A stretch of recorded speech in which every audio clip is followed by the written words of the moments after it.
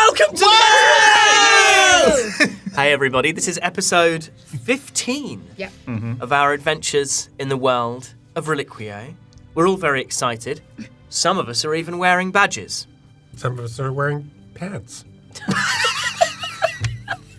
Not me. Not me. Guys. We're a professional show. Are we? I think so. I think at this point, Look at my chest. we're a professional production. Yeah. Like Production people, is professional. the people are being paid. It's not us. It's low quality and high resolution. Yeah. Pregnant pause before pants was phenomenal. Don't Let's say- start. let's- Don't start again. Keep No, we going. know we're not going Press to. on. I mean, we're not going Press on. Someone's wearing persevere. So let's say hi to our heroes. Hello, I'm Aoife Wilson, and I'll be playing Dolly de Winter, the Tiefling Bard. I am Alex Jordan. I'm playing the Kobold Rogue. Hi, I'm Doug Cockle, and I am wearing pants. Can't prove a thing. I play Kelmus, the Dragonborn Druid. I'm Hollie, and I play the human fighter, Eowyn Grenweird. I'm Ben Starr, and I play Radiant Thornbear, the Wood Elf Wizard. And I'm Harry McEntire, and yum, yum, yum, I'm all the side dishes. You're the main chorus, baby. I'm the main course, and these guys are just sauces. Dibbly dibbly dob. I'm what you're here for. Let's play some Dungeons and Dragons! Yeah! Oh my god.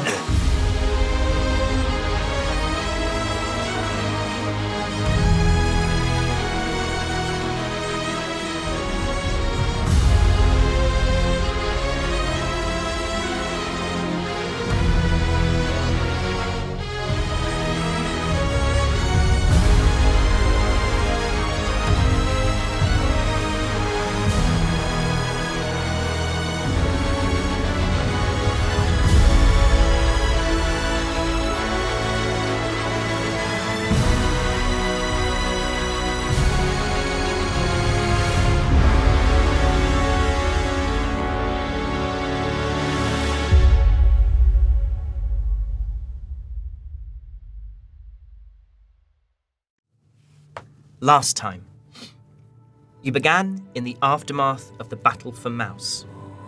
Barabask's projection fading into the winter sky, having declared you god-killers. Torian fled sobbing towards the castle, and having reasserted their trust in you all, the brothers followed him to offer some comfort.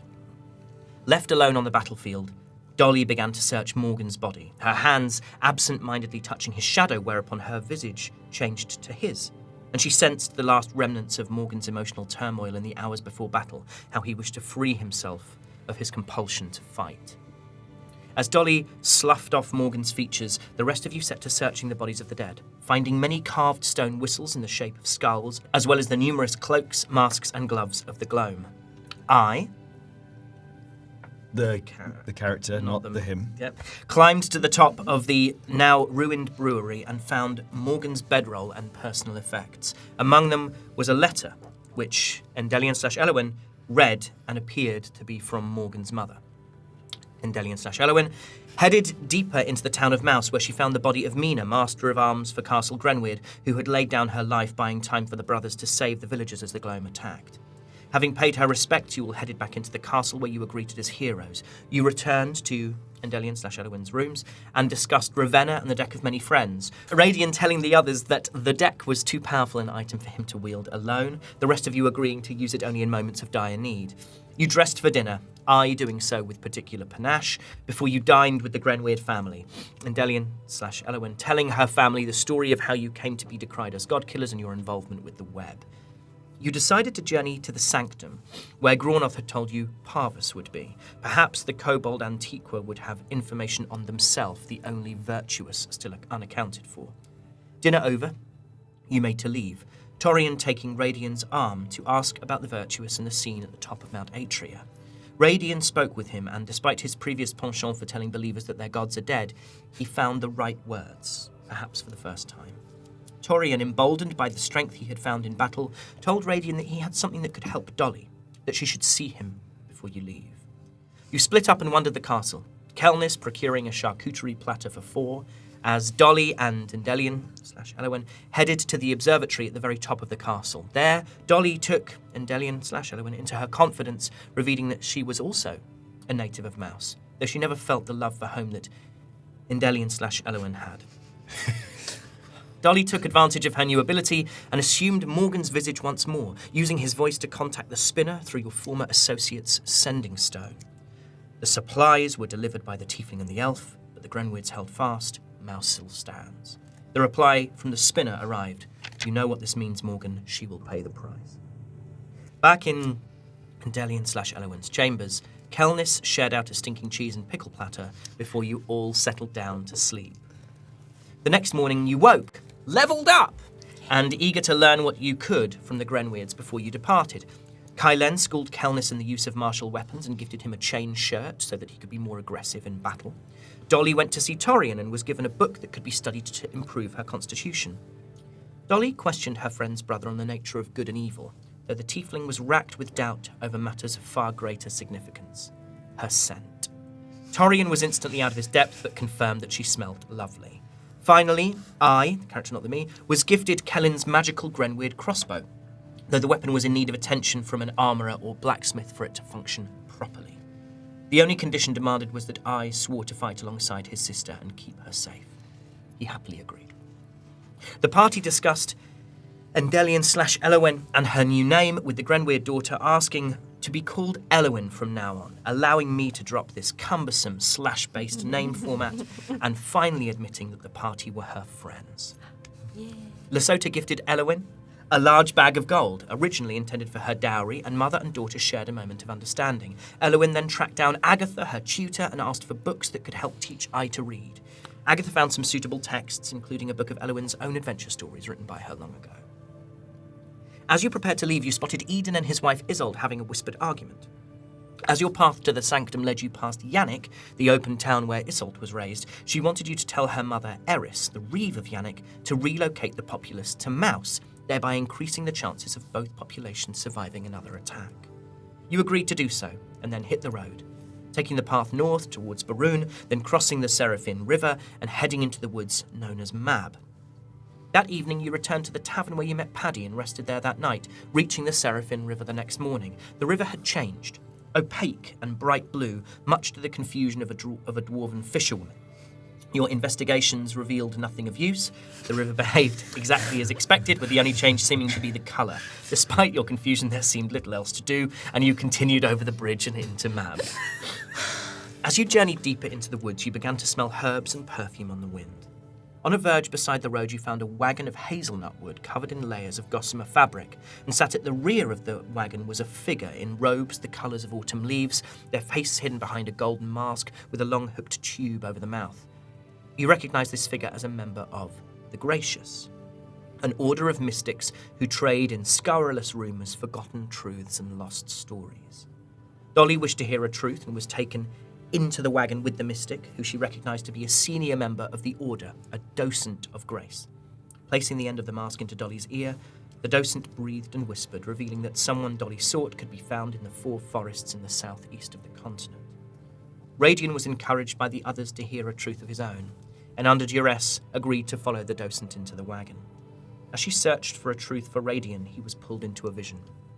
A figure with golden skin stood before an unscarred Radian, holding the bag that contains the deck of many friends. Then they spoke. It will come for you, Astarlis. Why? Why must you act on every impulse? Do you care about anything but yourself? Radian demanded that the vision stop, and the docent led him back out into the light to join his companions. As a token of goodwill, after the money the party had spent, she gifted them all a single line from a story. Though when she began to whisper to Kelnis, she shuddered and spoke something you first heard in the orbs at the peak of Mount Atria. The murk is thick, the briar will hold, and that's where we are now. Kelnis. As she whispers these words, the murk is thick, the briar will hold, into your ear. You feel in your ear the beak of this mask almost trembling, and she takes a step back.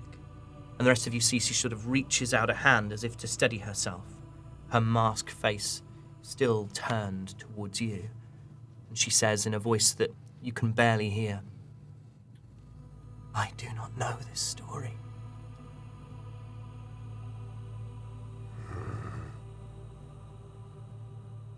She's looking round at the five of you. What did she say to you, Kilness?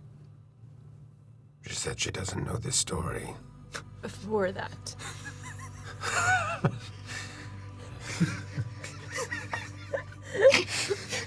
Sassy. Well, Dolly. She said, the murk is thick, the briar will hold. From the orbs. Yeah. Does that I mean anything to you? don't know what the story is, though. She turns to you, Dolly, and shakes her head. We call on stories long forgotten, stories known by a few. In my years as a docent, I have heard many stories. These are unfamiliar words to me. I would hear this story, matron. She kind of twists her head to the side, and she puts her beak back in the ear, and she speaks all the voices in the orbs. From my son is here, all the way through to the shadow will flood. And then you feel like this scratch in your ears, she just drops to the ground. I'm going to step forward and try and help yeah, also. stabilize her. Okay, so you get to her and she's breathing. She's I'm all right. And she puts a hand out, all these rings, and she puts a hand out for you to help her up. Yeah, well, And you pull her up, and you can feel, she just feels as if she's exhausted. has that ever happened to you before? She gestures for you to get her to the wagon. She's sort of trying. You sit her down on the steps of the wagon, and she's breathing deeply. She shakes her head behind the mask. They couldn't hear what she said to me, could they? Or could they? I will say that with the no, they wouldn't have been able to hear it. Okay, well, I just say she repeated what we heard in the orbs on Mount Atria. There's no way she could know that. And as you say Mount Atria, she looks up at you, Kelnis, and then she turns and takes in the five of you. She says, "Oh, it's you. It's you. No. It's you." Roll an insight check with advantage. That was a 19. Yeah, dirty 20. She knows who you are. I is always me. Might be time to go? Wait. What do people say about us? I too would like to know what you know of us. Say you killed the gods. Yeah. The god killers. And she looks at the five of you in turn. Elowen, Grenweird, Kelnis, Radiant Thornbear. Stories of us killing days have been greatly exaggerated. Wouldn't believe everything you see in the sky. You feel like her strength coming back to her a little. She still sat on the squeak chair. Sorry, everybody. She still sat on the steps of her wagon, and she reaches out an arm to you and places it on your shoulder. You stood next to her on these steps, and she says, "Despite the words of would-be gods, there will be many who struggle to believe a rumor that 5 mortals could kill 9 gods and 4 Antiqua. I am no poet," and she sort of spits the word poet as if it's beneath her. "I have no time for idle gossip." Dolly's gonna relax at that, put her hand on the hand that's on her shoulder and be like, good to know some people still have some sense then. Where are you headed? I think we can trust her. Sanctum. Seat of the Fortis Legion.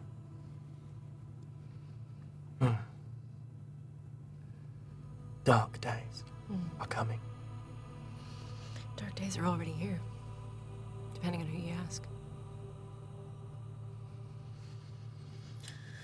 I want to rummage around in my pack and find the finest spoon that I currently have, Okay.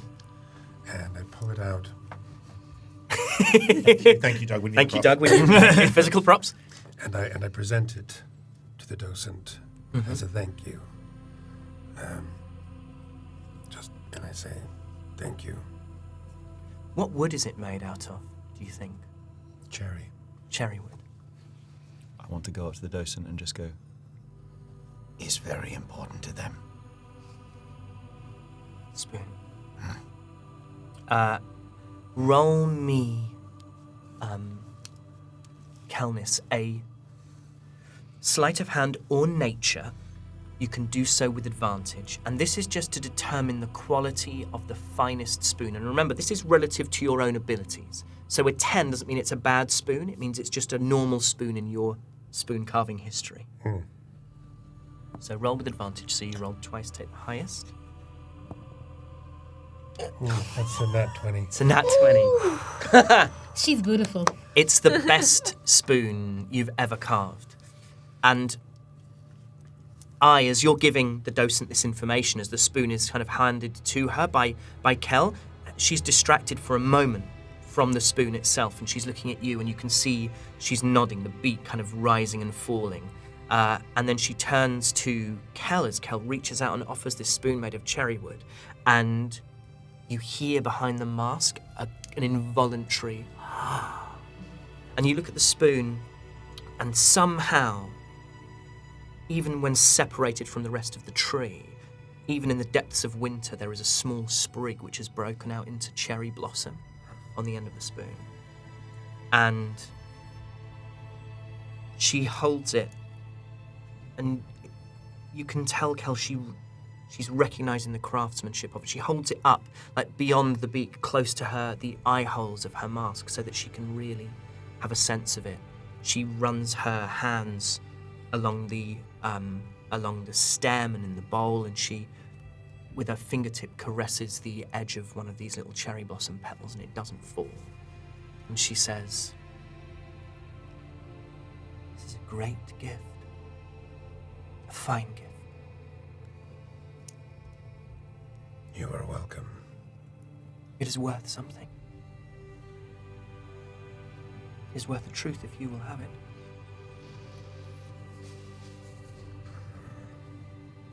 I will have a truth.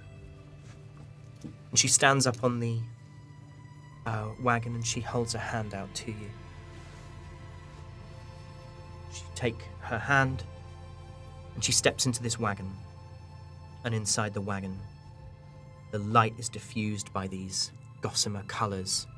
Small slits in the body of the wagon allow light in, and that light is like blades of individual colours of a rainbow as the sun's starting to set. And she sits you down on a small stool. She goes into almost like a box with a grate, and she says, "Turn your head." You turn your head, and she places the mask, the beak of that mask, into your ear. And you sense again her twisting and shifting, but it feels unlike what she was doing before. This isn't her mastered by new knowledge. This is her searching, probing deeper and deeper to try and find something that could be of value to you, of use to you, that would make clear the debt of what you've given her. I see a face. She twists again. Marred by fire and flame. An elven face. Face of Lathi. Yilda. And you remember that name, Kelnis. And I will tell you if you don't remember. We'll keep this between us, and I'll tell you after. He lives, Master Dragonborn. He lives. Yilda lives. He seeks the son of the tree speaker. And then she removes the beak from your ear.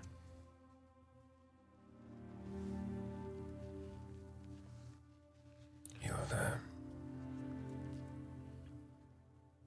I thought he died with the rest. I'm sorry it is not better news, but it is always better to know. Thank you, docent. Thank you for the spoon, Master Dragonborn. May I also offer you a pickled egg? She reaches a hand through the bars of the cage. She places it on your shoulder, and she says, with the loudest voice you've yet heard, "No."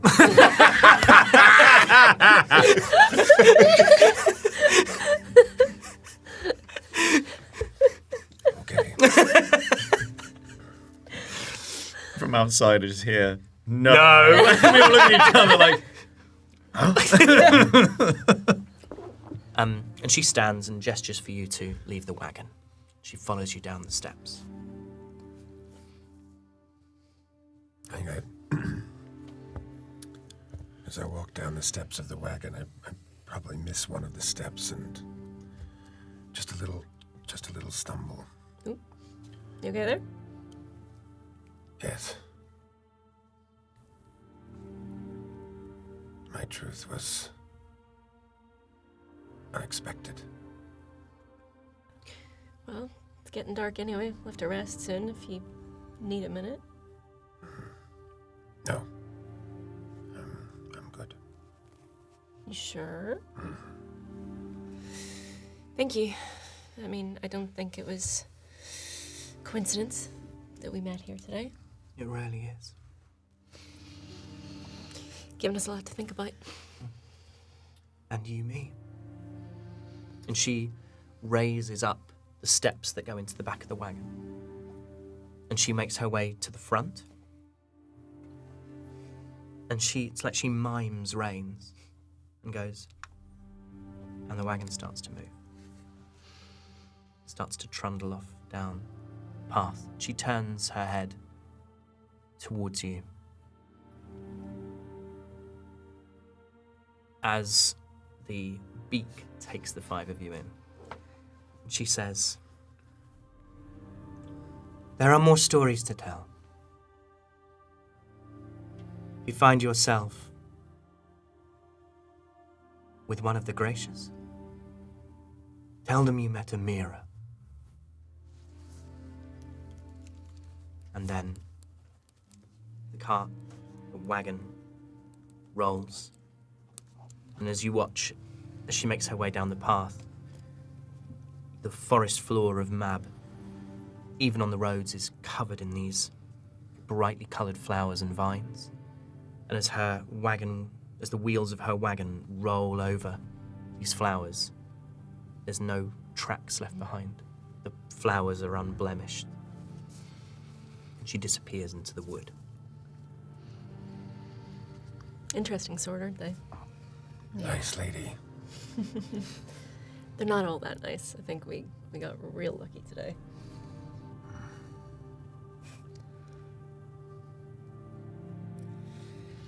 Well, at least I didn't have to kill her. That spoon definitely saved her. Yeah. We're gonna have to come up with a plan for that, by the way. We're kind of just wandering around as ourselves right now. Yeah, it probably doesn't take an awful lot to figure out who we are. No, I'd say we strike a pretty, memorable silhouette. Because we cannot split the tribe, so what does we do? Well, even just coming up with maybe alternate names? Me?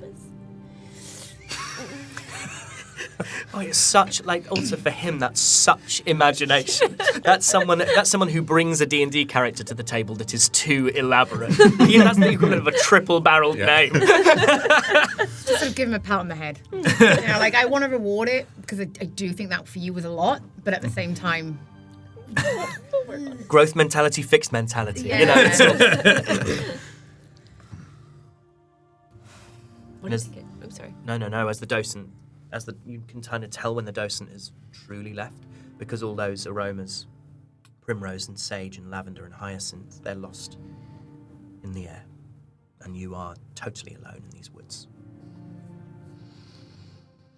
Should we keep going? Should we find somewhere to stop? I think we should find a place to stop. Let's do it. It's getting dark anyway. Yeah. Let's maybe stay off the road, though. We don't want to run into anyone who's maybe not as understanding of our situation as they were. Some people do prefer to listen to rumours. Okay, so who's going to sort of be the main person looking for somewhere for you to rest tonight? You've done it in the past. Yeah. Okay, so roll me a survival check then, as you start to lead the party through these woods. 19. A 19, okay. Yes, So you we're walk good. you walk through Golden Hour. You find a wine stash. You walk through Golden Hour as the winter sun dips low, and it's probably only 4 or 5 o'clock in the afternoon. And you watch as night begins to fall. You walk for half an hour or so, just trying to find somewhere. You would be at this point maybe half a day. You would know Elowen from Yannick, and as night falls and the gold of the sun is replaced by this pale blue almost of the moonlight, you watch as the flowers close and these pockets of pinks and yellows and rich reds start to close up as if the flowers are falling asleep. And with a 19, what you find is a broad evergreen tree with these flat, waxy leaves that have prevented snow from settling underneath it. It essentially acted as an almost perfect canopy. So I would like to... I comes forward and brings everyone over and says, I will take the first watch, and I would like to attempt to climb one of these trees. And, okay, 2 options here. Yep. These broad leaves. Yes. I'm a small boy. Do you think that one of them could support? Roll me an investigation check. That is a 16. 16. You have a pretty good sense that they would not support. So I would like to try and use my cloak again between 2, Yep. create a hammock that's sort of above, and I'd like to take watch from a sort of vantage point. How this tree is 30 feet tall. How high Okay. do you want to climb? I'm going to say 15 feet. 15 feet. Okay, so you climb 15 feet. Roll me a... I've just realised that's just enough to give me fall damage. 11. I go 10 feet and 1 inch. Roll me a perception check as you look out. You're probably, I would say, in the middle of the canopy at about 15 feet, but you're sort of craning to peep over. 7. A 7. So all that you can really see here, far, far in the distance away to your northeast, you can see just about make out the peak of Mount Atria, which just looms so large compared to everything around it. But it's almost like looking at the shape of something in the dark, the shape of a hill in the dark. Is it really there, or is it your eyes who are kind of making that for you? I cool down and I say, Take a rest. And ones of you who will take over from me. I can, no problem. I'm happy Really, to really take a awake. watch as well. If you noticed, I said it's me, not I. And you're doing a really good job, honey. Me is doing this well. That was impressive. Wow. It's like Catch Wow, Me If You we- Can. The man of 1,000 faces. Cool. So I sets up his hammock halfway up the tree in the canopy. What do the rest of you want to do? Do you want to make a fire? Do you want to... I want to go mushroom hunting. Oh, cool. Great. I want to go find some lovely, lovely mushrooms. to build a small fire with and then fry them up over the fire. Roll me a nature check.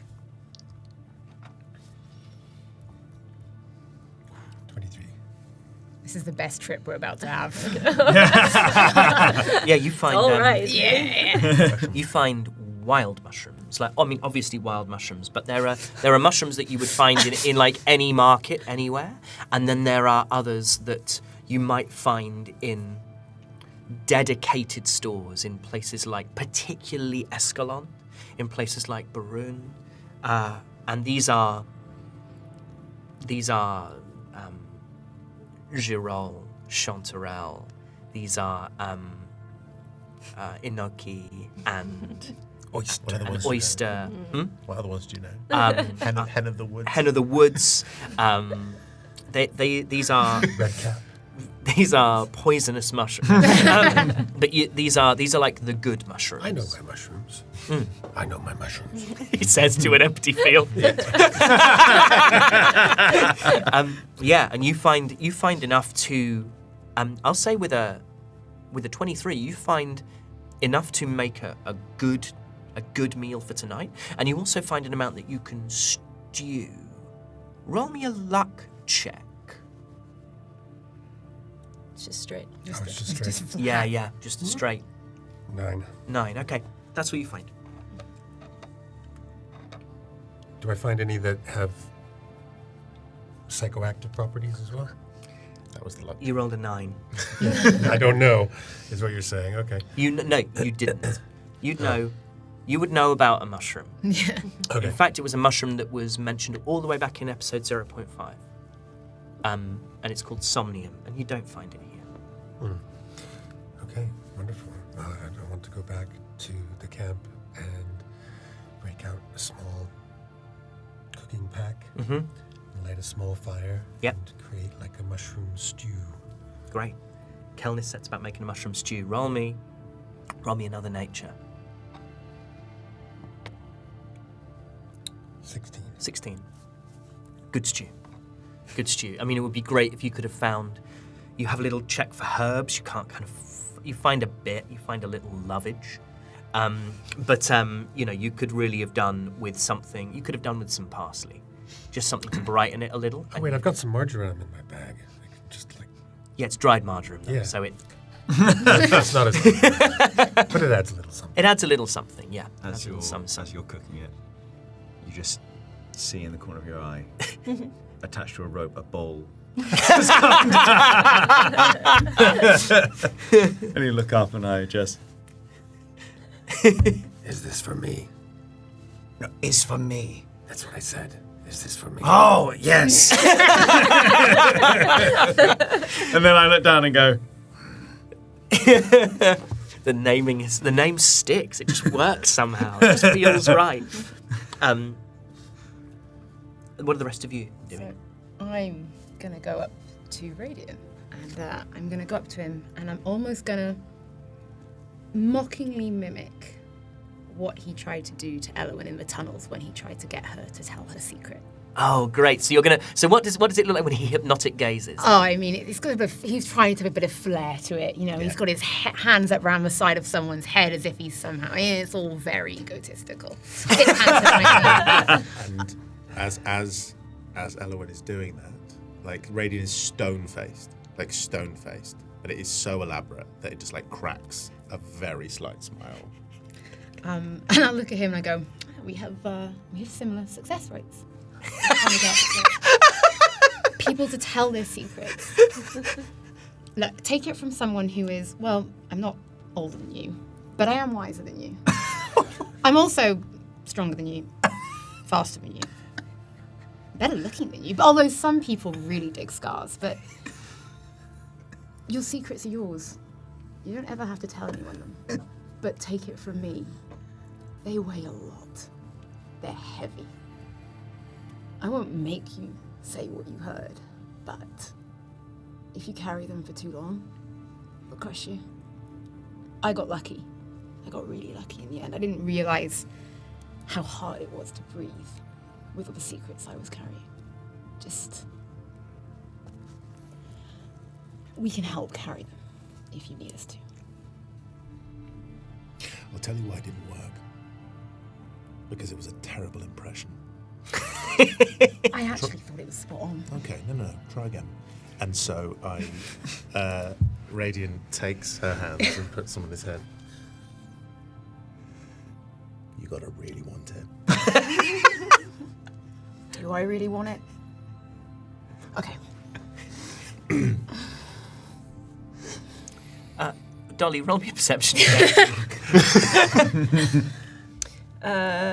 Perception, that's a 13. You catch this out the corner of your eye, and you look over to see Elowen, essentially her hands almost clasped to the side of Radiant's head as they hold eye contact for the longest time any of the five of you have ever held eye contact. I'm like this with my spoon halfway up. I don't know how to make magic work. See, it's really hard, isn't it? I told you it's really hard. You gotta really want it. You know what? I don't think I really want it. I'm just saying. I know that secrets are heavy. That's all. And if you're not careful, they'll crush you. Okay, fine, I'll tell you.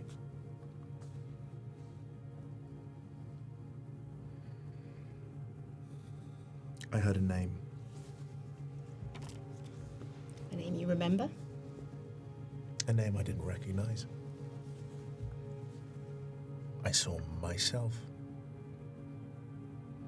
before all of this. I saw that deck of cards before all of this. You really don't remember much, do you? No. But the cards, they've always been there? Apparently.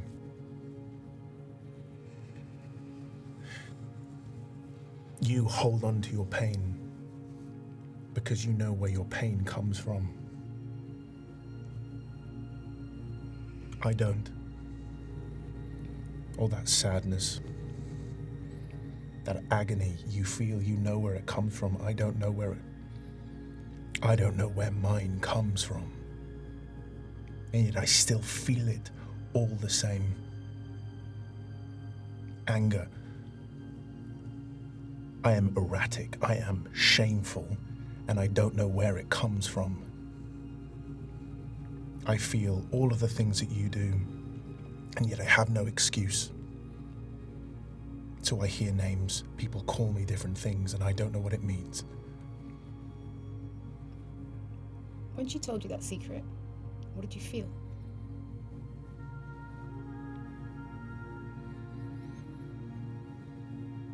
I felt free.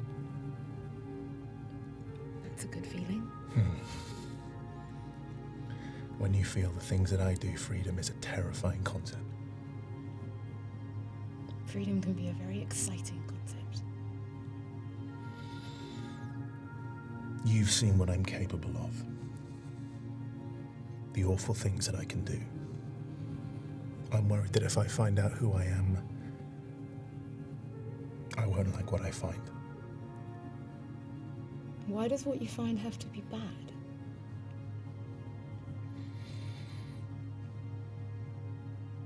I don't know. Well, why don't we just hope we find something good? Yeah. Maybe we will. Maybe we will. You're actually not bad at this hypnotic gaze thing, by the way. No, I'm actually an expert. Yeah, no, I can tell. Really quite impressed with myself. Would you like some mushroom stew? Yeah. Yeah, you know what? That would be a really good idea, I think. It's really good for the intestines.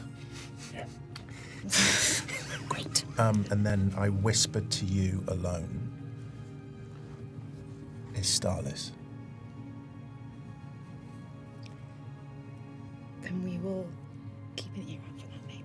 See where it leads us. Hopefully, to freedom. To freedom.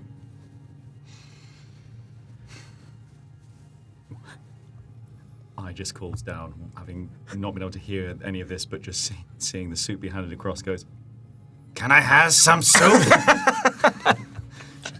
Jingles. Some The soup. Give him a little tug on the rope. Thank yous. Give him a little Let me be very clear, on the road. There's a marvellous thing sometimes when people assume that everyone else's mind is as sordid as theirs. Around this table, it's a relatively safe assumption. Anything anyone else wants to do before you settle down for the I'm just going to take a little pace around the perimeter, just maybe a little bit outside of where camp is set up. I think, like, I quite like this forest. I just kind of want to take in a little bit of the scenery. Roll me... Are you looking for anything in particular? Not really. Roll me a perception check. 3. Okay. The forest, the wood is...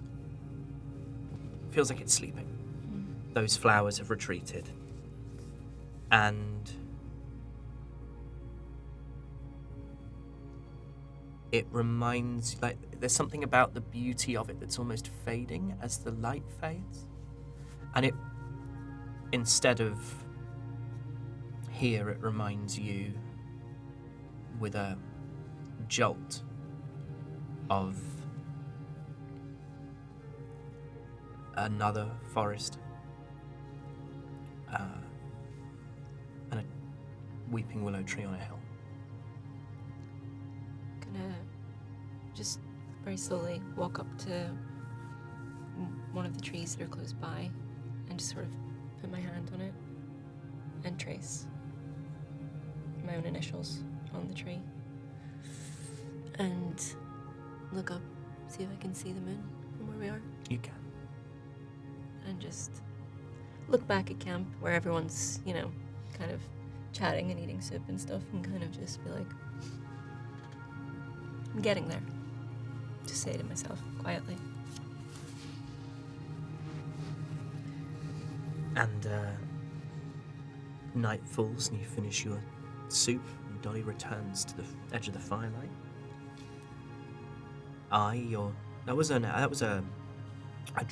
Calnus portions for himself, and you are half his size.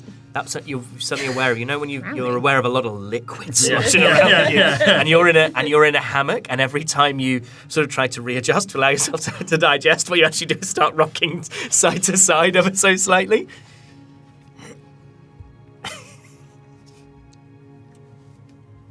We good? We good?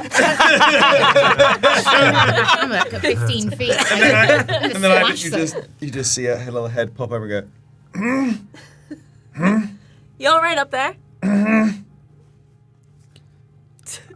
You gonna be sick? Right. There's many liquid in my mouth. Step away from the immediate vicinity. Me. Take it from me. You? Better out than in. Not while up there. No. Not while up there. Come down first. Use all sleep. We will watch. It's fine. Me. You? And then I look directly at you. Sometimes it's just better to be free. And I literally just feeling all of this quashing down in that moment.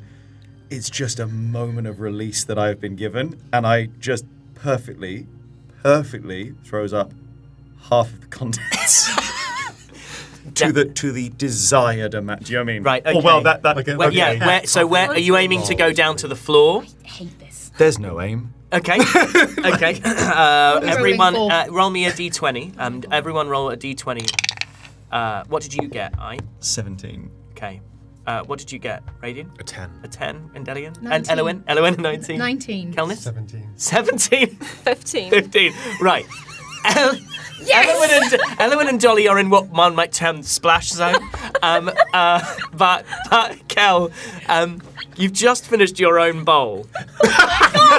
And you place it down on a little rock next to the fire, and there's this as something hits the bowl, sweeps up the edge. You have half digested mushroom stew. No, this makes me feel sick. I hate sick. Does he notice? I noticed. Yeah, he notices. You know. So many people will not be able to listen to this. Sorry about this. I'm not. I think Kel just looks down at the Oh, bowl. it makes me feel sick. No, And he just says, I hate it here. the gods can be good I hate it here. sometimes. I wish we had died on Mount Atria. I wish it would have been us instead. And Kel picks up the bowl. Oh my god! Real spoon is a physical prop. And he takes No! a spoonful of the half-digested mushroom stew, Well, I hate this here. and he flicks it at Elwyn.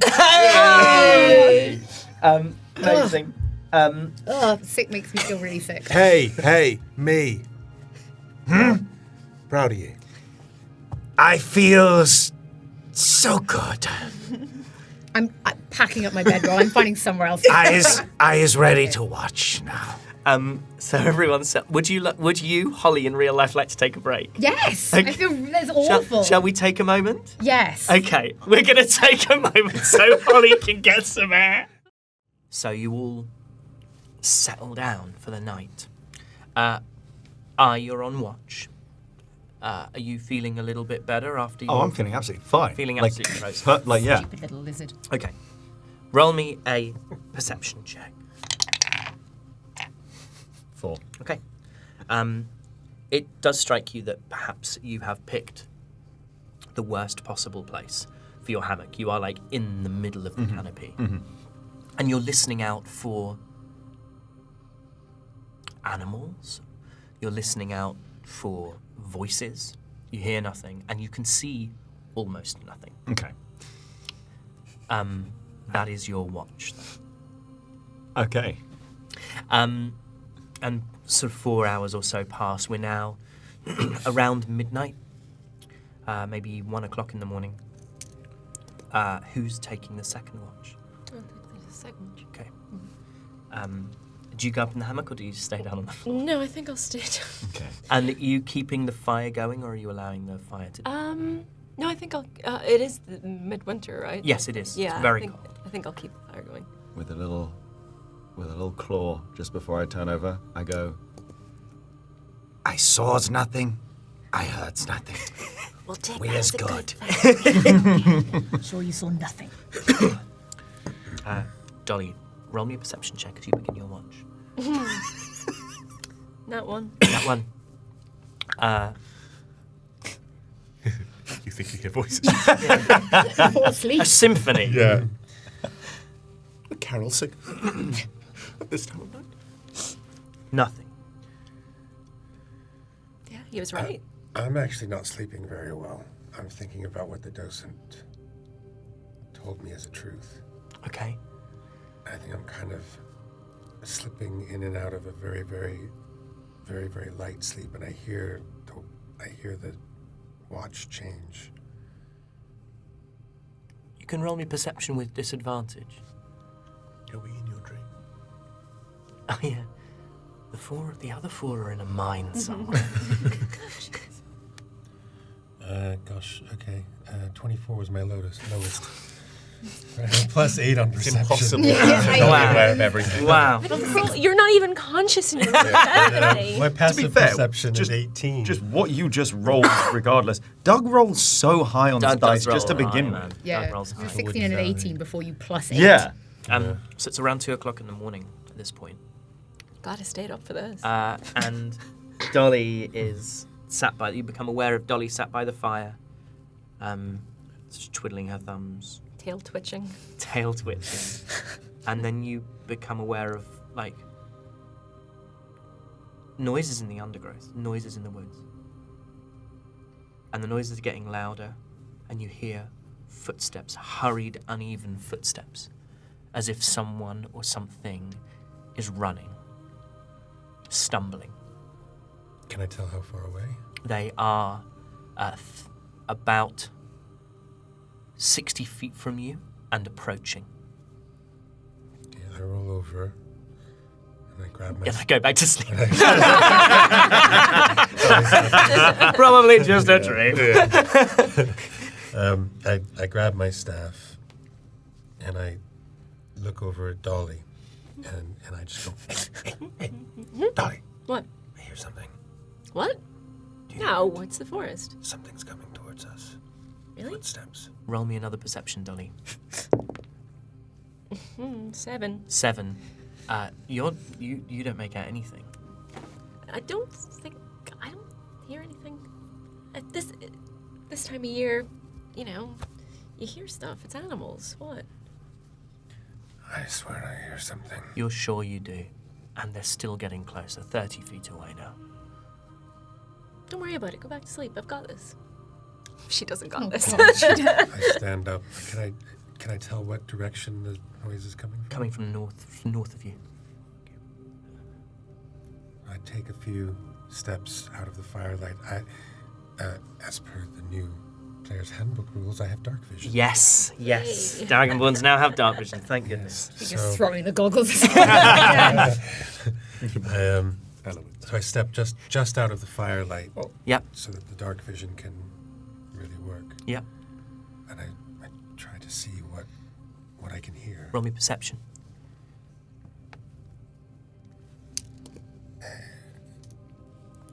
16.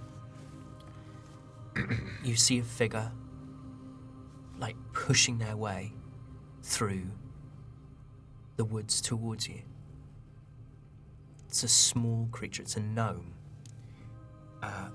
And you can see it's a female gnome, and she is stumbling, and she has blood pooling and sticky on one side of her face. She's trying to push her way. She's not looking at you. She's unarmed.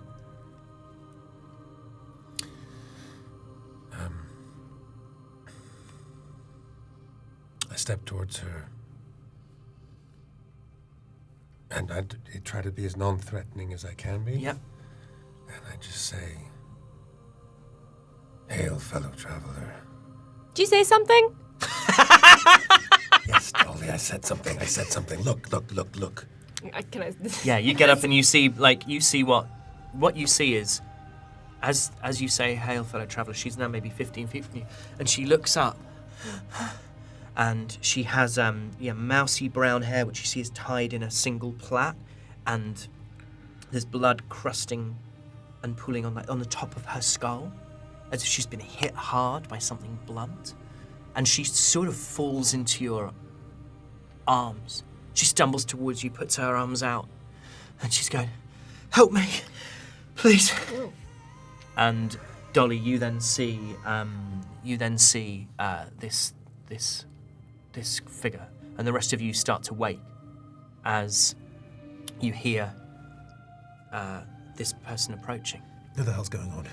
Literally just read sword. So at this point, I'm going to say you've had a full rest because it's been 4 hours. Yeah.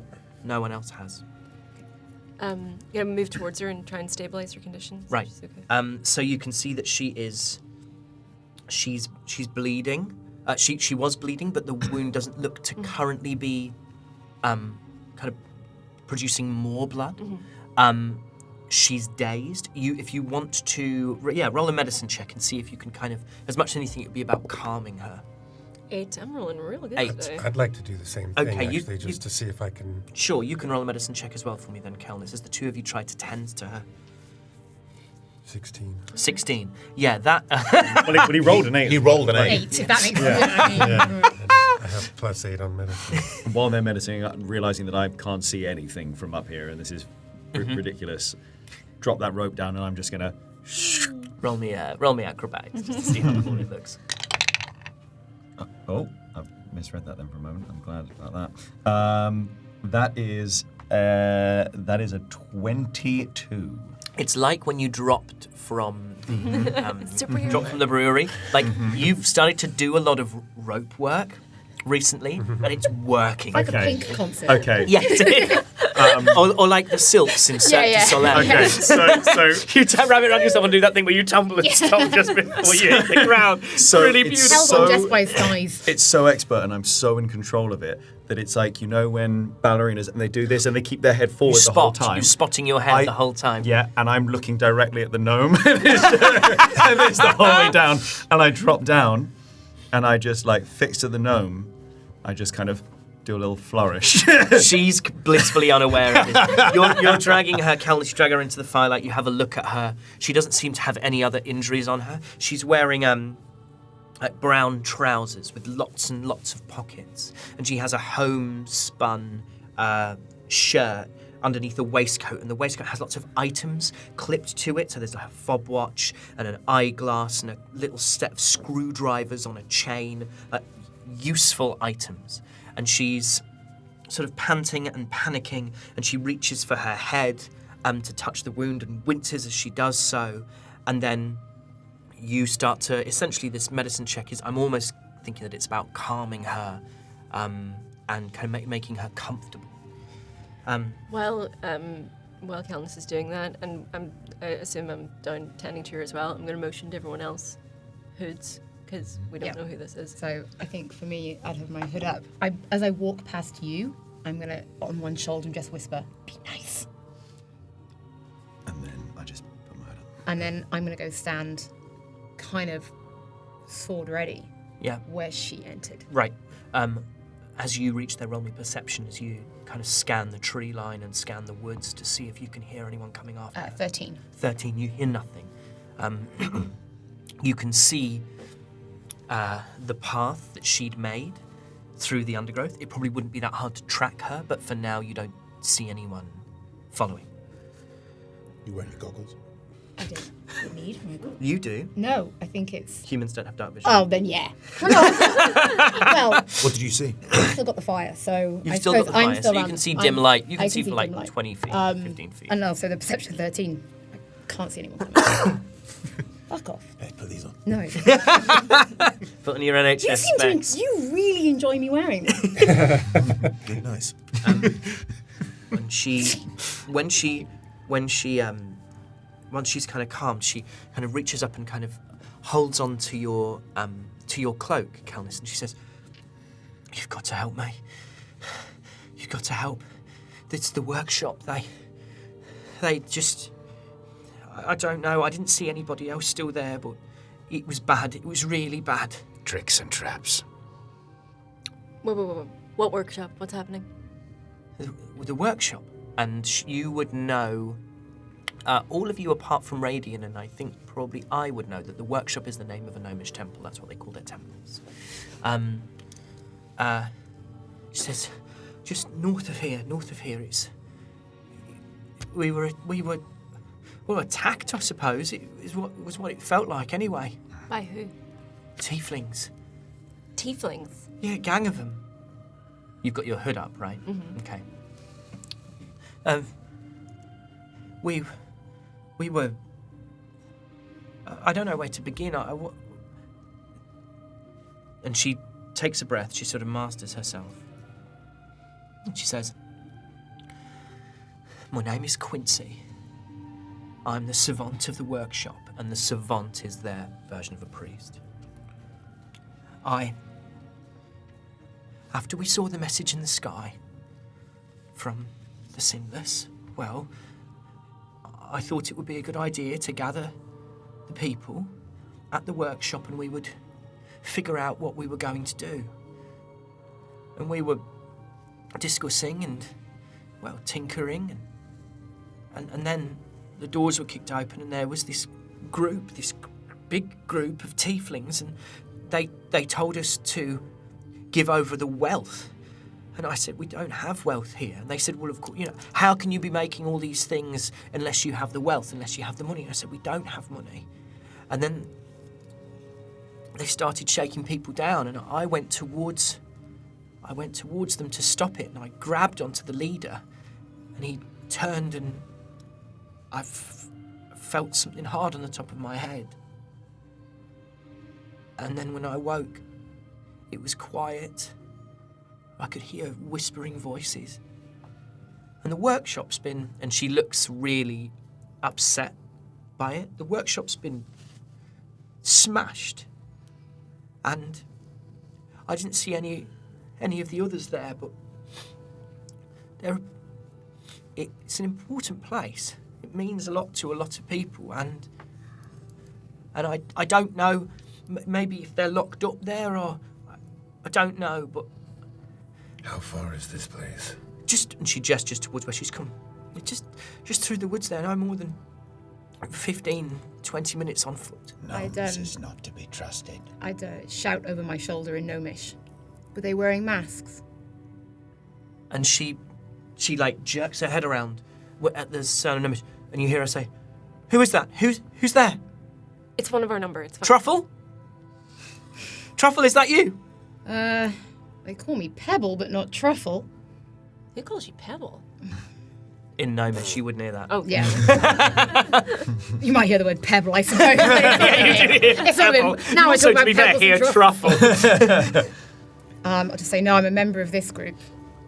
Those who attacked, were they wearing masks? No, nothing like that. Can you please speak in And common tone? What is you say? And then I'll flip him to everybody else and just be like, I can tell you they're not wearing masks. I don't think it's them. Okay, then. I hate to say it, but what concern is this of ours? You heard what they said.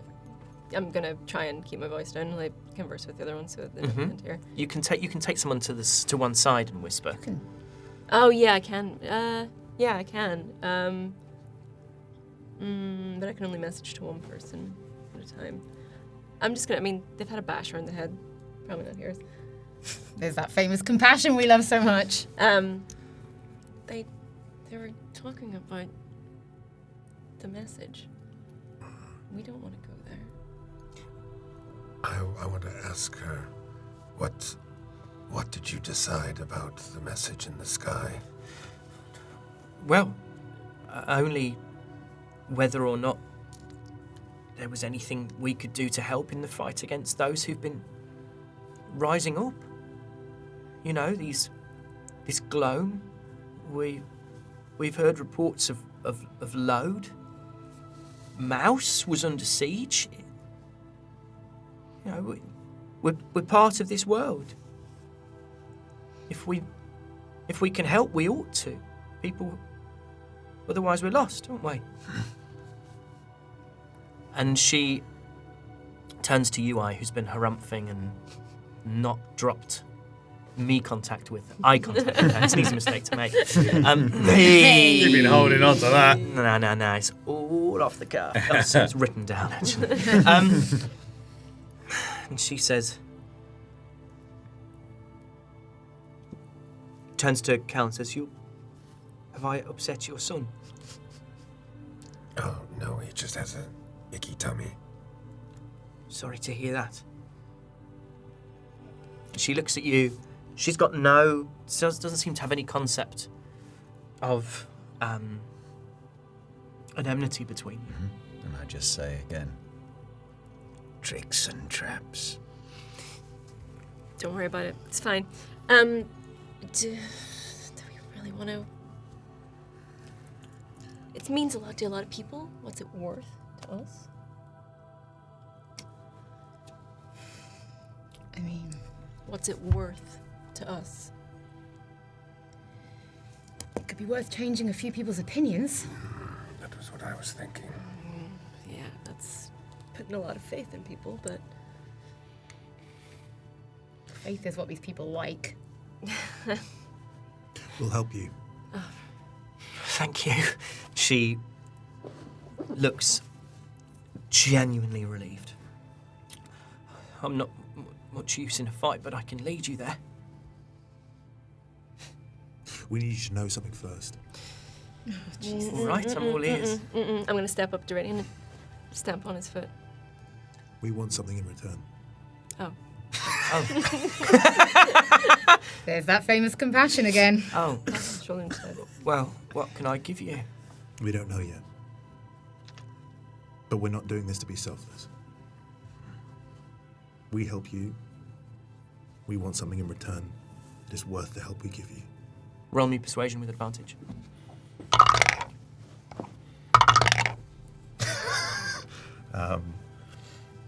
10. Okay. She says, like the excitement, the hope that you saw in her face falls. And she says, well, I suppose I'm hardly in a position to say no, but Doesn't seem the time to be collecting debts. We wouldn't ask for anything that you couldn't give. It's just that times are hard, and we're walking into danger by the sounds of what you're saying. I would ask. Have I offended you in some way? He doesn't like your kind. It's a long story. Well, you raised him. You probably told him those stories. What have I done? You have done nothing. What have we done? Tricks and traps and lies. I'm telling you the truth. He's had poor experiences with gnomes in the past. We're not a monolith. I turn around and I'm like, in gnomish, that's a very big word for him. We're a forest of trees, not one oak. You'll find different things growing at the roots of each, different things growing around the base. Just because you've met one gnome, it means you've met one gnome. And she reaches her hand out, Metaphor. and she says, "My name is Quincy. What's your name?" Me. Is that short for something? Or... No. Well, me? If I'm the first gnome that you end up having a high opinion of, then I'll count my blessings and think I've done something worthwhile. Until then, I'm grateful for your help. What does you know of themselves? The virtuous.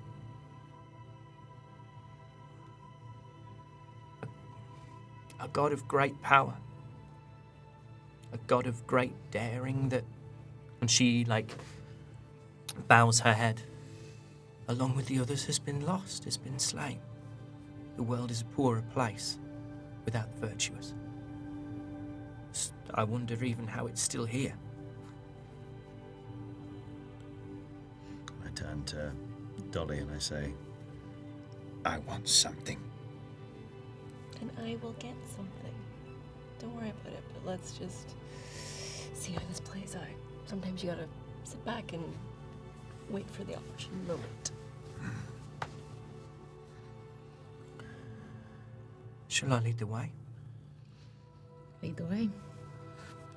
Without them knowing, I is just gonna pull out a crossbow and is just gonna keep it pointed at them. Roll me sleight of hand.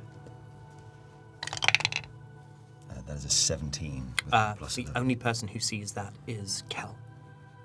Kel, you're aware that I sort of primes a crossbow, has a bolt loaded, as you start to pick your way through the woods. And Quincy leads you.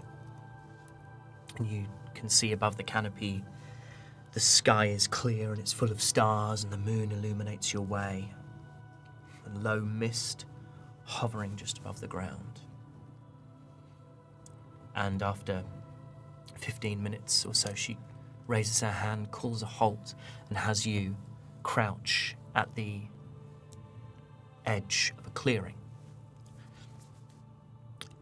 Now, gnomish workshops, their temples, no two are ever the same.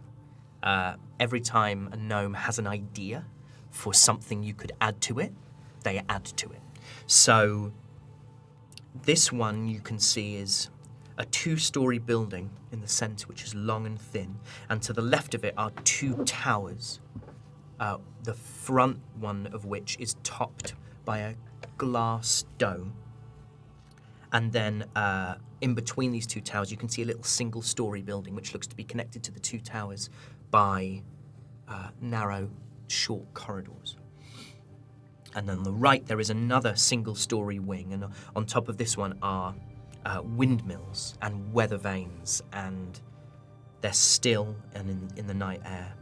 And on the front of this long, narrow building in the centre, 2 stories high, is a set of arched double doors which are closed, and then there's on the wall facing you is this huge astronomical clock many, many concentric circles, all moving around the dial at different speeds and different times.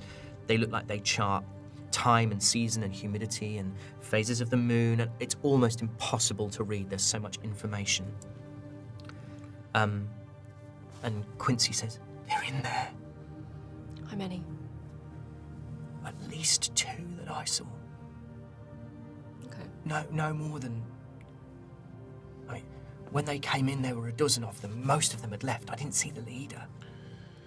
Okay. Shows me on your hand.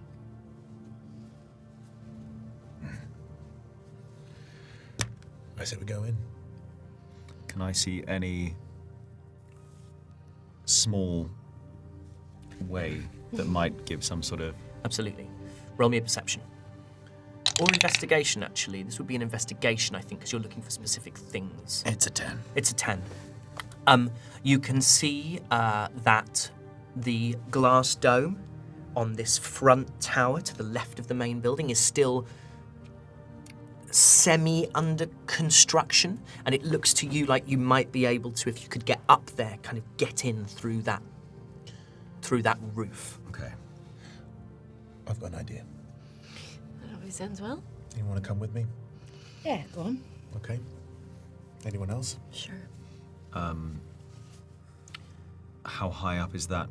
That would be about the top of the roof would be 25 feet up. Mm-hmm.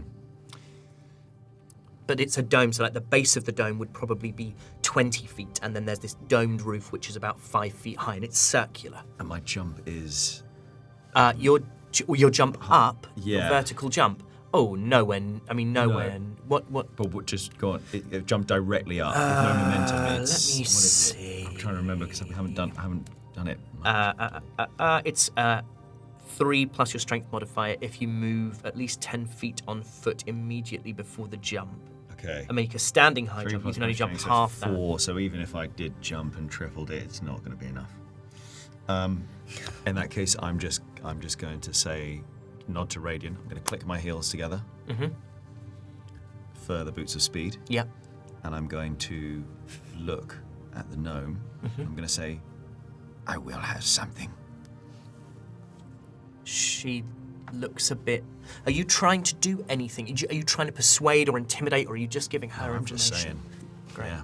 She just sort of nods, says, if the workshop is back in the hands of those who need it, of course. And I look down at Quincy and I just say, "We will help, little sister. Do not fear." Thank you. Okay. What's your plan, Radiant? We've just come from Mouse. We're people in desperate need of sanctuary. Just look helpless. Follow me. And he just walks directly in towards the thing and knocks on the door. Roll me perception before you get there. Nice. 21. Oh, okay. 21. That is nice. You hear voices as you approach, whispered voices that sound like they're sort of whispered. They're kind of slightly hushed voices, almost on the edge of an argument, this sort of level of volume. And you hear, "But when did she go?" And then a second voice. "I don't know, I was sleeping." "You were told to tie her up?" "Well, I thought she was dead. I'm not wasting good cord on cold wrists. We need to get moving in the morning anyway." "Well, tell the others we didn't find anything."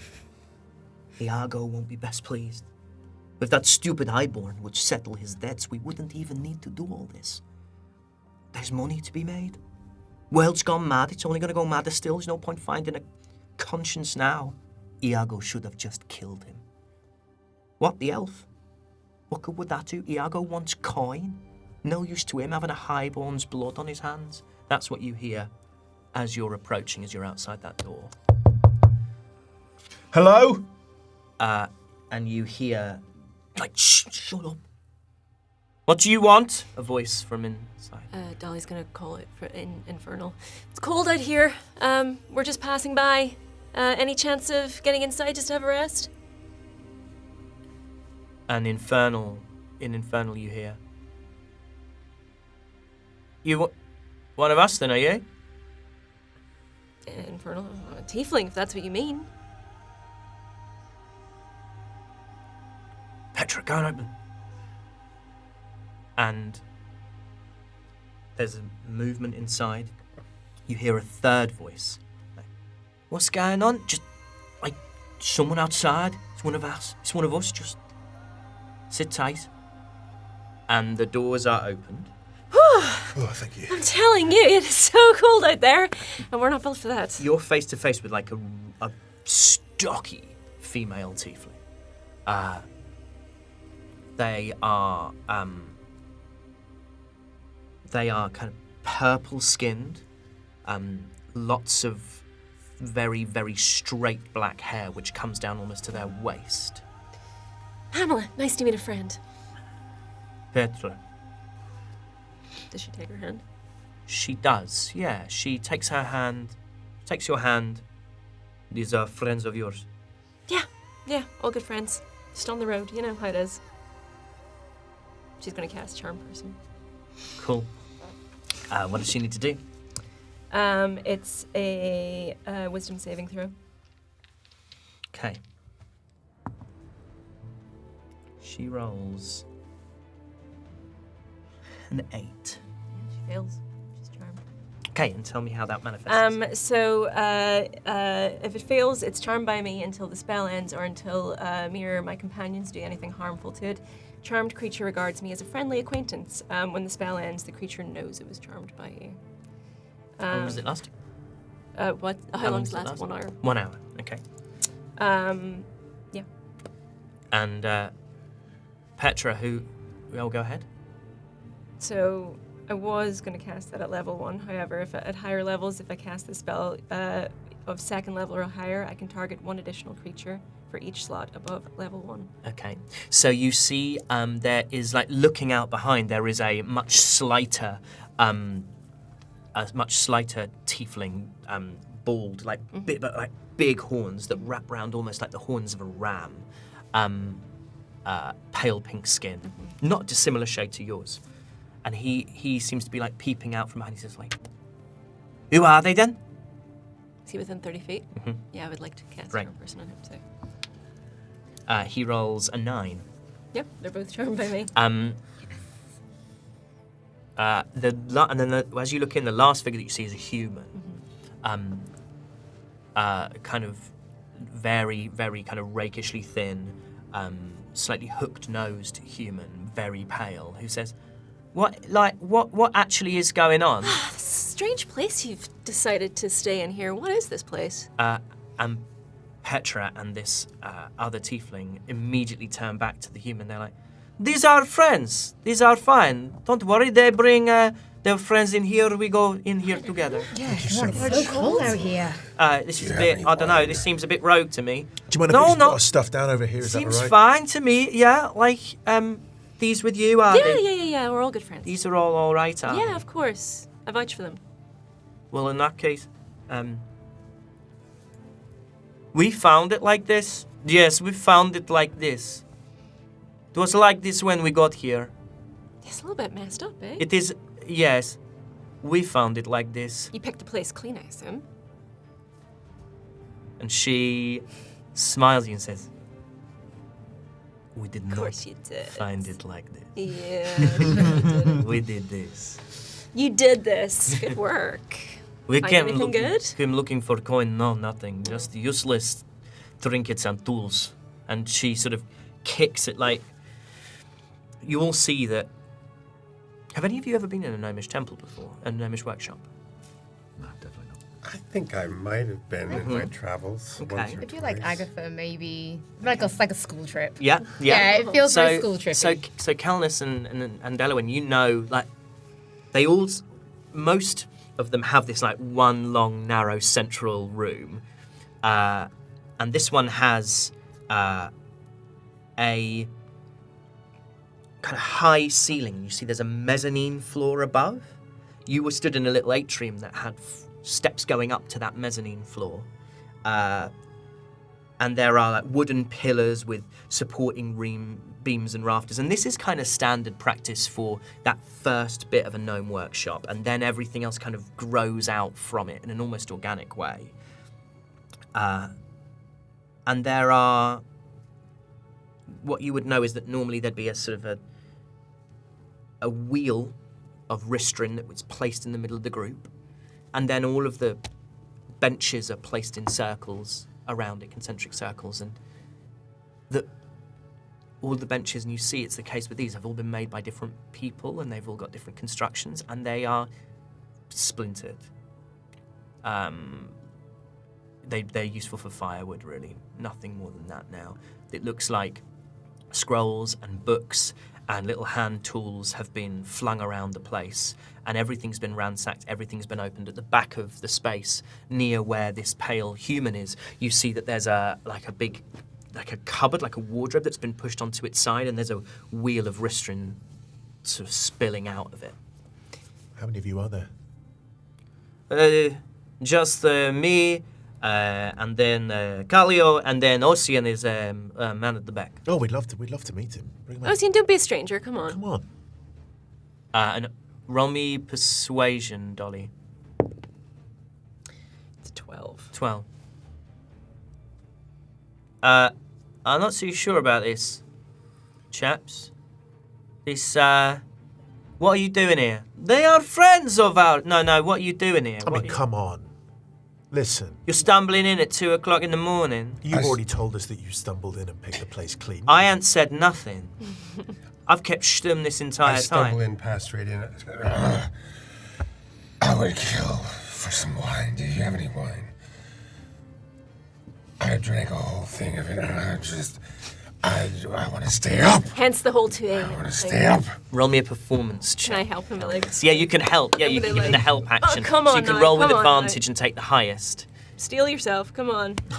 17. 17. Can we just say, he has a negative to performance. He rolled an 18.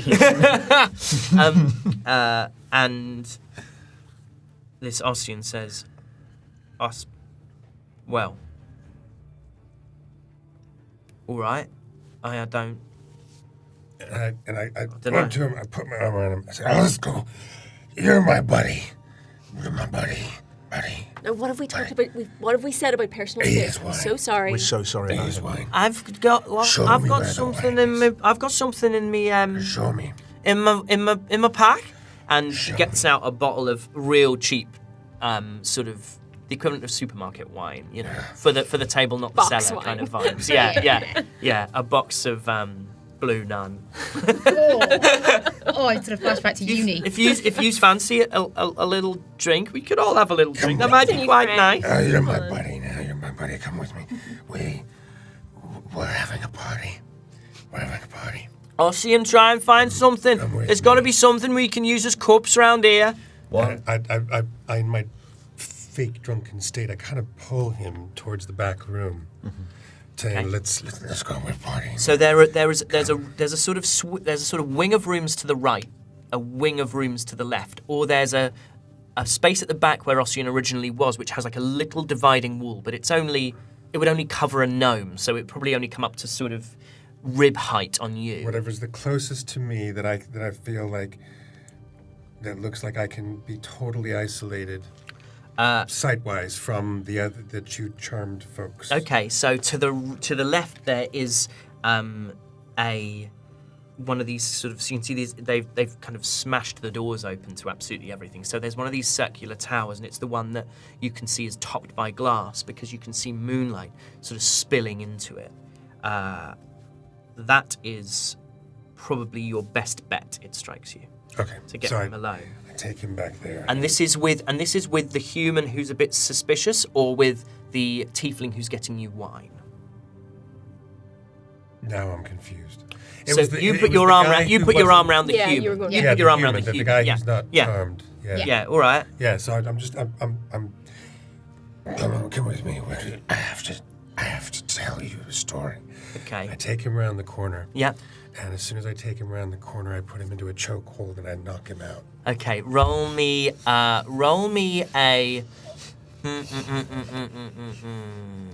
Roll me. You'll have to. I don't know if you can knock him out. You can quieten him. You can roll me an Actually, roll me an athletics check, contested with his. I want to do whatever I can do that it stops him shouting. But what I want to do is just make him unconscious. Mechanically, I can't give you unconscious straight away. I can give you grappled and hand over the mouth and quietened, and maybe over a series of rounds, we can get him to a place of unconsciousness. But I can't give you an immediate lights out knockout. And just really quick, so it's not like I'm doing this retrospectively Yep. or retroactively Yep. as this is going on. Can I just try and I want to just tap Dolly, and I'm just going to try and slip back into the shadows to just. So I just want to make it known that I'm trying to slip away. And where are you trying to slip away to? I want to try and explore another one of the avenues of. So as I said, when you first came in through the atrium, Yeah. there was a set of steps leading up to a mezzanine that Yeah. you can see. Are you trying to go back into the atrium, or do you want to go maybe into the wing on the right? I'm going to go the wing on the right. Okay. So roll me a stealth check. That is a 29, I think. There are 3 doors. No, is that a 30? I just want to double check. He just wants to double check. That's a 30. Wow. So everyone spots you.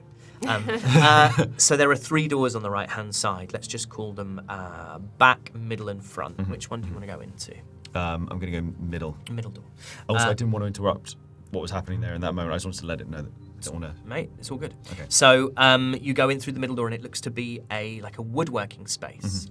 There's sort of rudimentary pedal-powered lathes and drills and all manner of woodworking tools, scrap pieces of wood, some really beautiful little carvings and tokens, things that have been made just for aesthetics and for pleasure, and lots of wheels of ristrin and other things that have been made for function.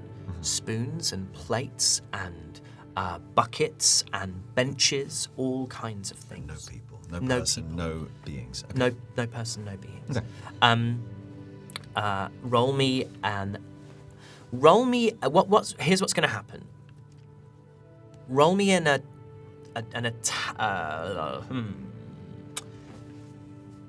Roll me a DC 12 athletics check. That's a D10. That's a D12. You'll want to roll a D20, otherwise you have almost The no 12 chance. relates to That's what the wrong number die. you need to get. You just roll a d20. Oh, I see. That confused me as well. 12, yeah, That's yeah, a weird call for Yeah, it. 12. Yeah. 12. No, sorry. Fine. Sorry. So I have to achieve a 12. Yeah. Yeah, so and it's an athletics check, so whatever your athletics modifier is. It's a 7. Okay, so 7. You try to put the chokehold on this guy, and he goes, "Oh, what are you doing?" It doesn't. Essentially, that 12 doesn't beat his armor class. And that 7, sorry, doesn't beat his armor class. And he goes, "Hey, and starts calling out for help. Our friend gets really. I bet 2 hands. It's when he's okay, drunk, it's honestly. okay. Read me charmed again. So charmed. Hold on, sorry.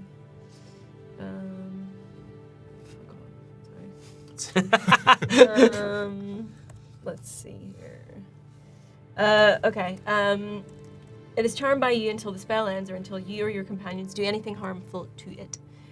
Charmed creature regards you as a friendly acquaintance. When the spell ends, the creature knows it was charmed by you. Okay. Yeah, that's it. So, they are like, I think it still arouses suspicion. Whoa, what is happening in there? He's. This let me doesn't tell sound. you, he gets really drunk and then he says, Pamela, you've got, if your I'm sorry, friends I'll are go- handsy, that's going to be on you. I I'm know, afraid. I know. You know what? I'm so sorry. Come on. No, come on. Just, Get yourself from together. behind the screen, I just say, Get yourself together. stand up, man. Why are you falling down like that? Kelness, roll initiative against this. Against what? Well, Against person this? who you're Fighting. the person you're fighting. 16. 16. Okay, you act first. What do you want to try and do? He is starting to shout out and be like, "Aye, sir! Petra! Callio!" Where's that wine anyway? What do you want to do, Cal? I want to continue to try to knock him out. Okay. Roll me roll me a contested athletics check. Go on, boy. What does that mean? Go on. Contested? So just roll. So contested just means I am also going to roll, and it's whoever does better. Go on, son. It's a 6. Okay. He only rolls an 11. He has a -1, but nevertheless, he pushes his arm off you and he goes, "You'll regret that." And he waves his hand, and the earth around you starts to move, and the rocks around you start to move. Splintered, smashed wood everywhere, and you watch as this ball of mud and earth and stone forms into the shape of a great earth monster. And he says, he just about manages to kind of meet eye contact with you and says, "Told you you'd regret it." And we'll take a little break.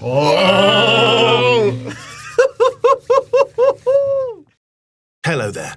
It's resident Sylvanian families enthusiast and 2003 Bristol School's intermediate Latin reading champion, Benjamin Mark Starr here. Oops, did I just use my legal name? Maybe, but know this. The law doesn't scare me anymore, not like it used to. I speak to you now because we at Natural 6 are aware that some of you have made some complaints recently, and we want to address them head on. We think that in the spirit of transparency, we owe you that. Yes, we know that members of Natural 6 are no strangers to controversy. We are fully aware of our dark pasts. Hollie's short-lived career in the UFC, that time we discovered Harry had eaten his unborn twin in the womb. Aoife's feud with the cast of Wicked, Aoife joining the cast of Wicked, the cast of Wicked joining the cast of Natural 6, Doug's fleeting but passionate affair with Mudeng. Mudeng, no. And that time, Alex committed murder. I, on the other hand, am squeaky clean, like a perfectly bleached arsehole having spent all day at the arsehole cleaning factory for that deep extra clean. I can part my puckered lips and speak to you plainly, without fear of emitting the pungent odor of deceit. Lean in, smell my truth, taste it if you like. In short, we hear you, we love you. You're here for D&D for fuck's sake, and we've given you dungeons. You can't move for the bastards. Every week, Harry gives us a new dungeon. We get it, Harry, there's dungeons. Come on, Harry, give it a rest. But where the fuck are the dragons? Every week, we get comments like, "Still no dragons. Oh, I was really hoping to see one dragon this week. I only come here because I derive sexual pleasure in the remote presence of improvised dragons. If I don't see a dragon this week, I'm going to kill my entire family." Also, Ben seems like a nice guy. Firstly, thank you. I do like to think of myself as a nice guy. Secondly, thank you for asking for more dragons. We're so glad that you feel so passionate about dragons. Everyone needs to feel something once in a while. So, for all you scaleheads out there, we're changing things up a bit. Every month, the cast of Natural 6 will upload one image of a dragon. Big ones, small ones, but most of all, sexy ones. Because you deserve it, and we desperately need the money. Think of it as our version of OnlyFans, but for people who want to Smaug. And if you're lucky, we might upload a sexy dungeon once in a while. You know, the kind of dungeon that you really want to tastefully nude dungeons. Think of it. So treat yourself and head on over to patreon.com/natural6 and ensure that lizard lover XOXO's family didn't die in vain.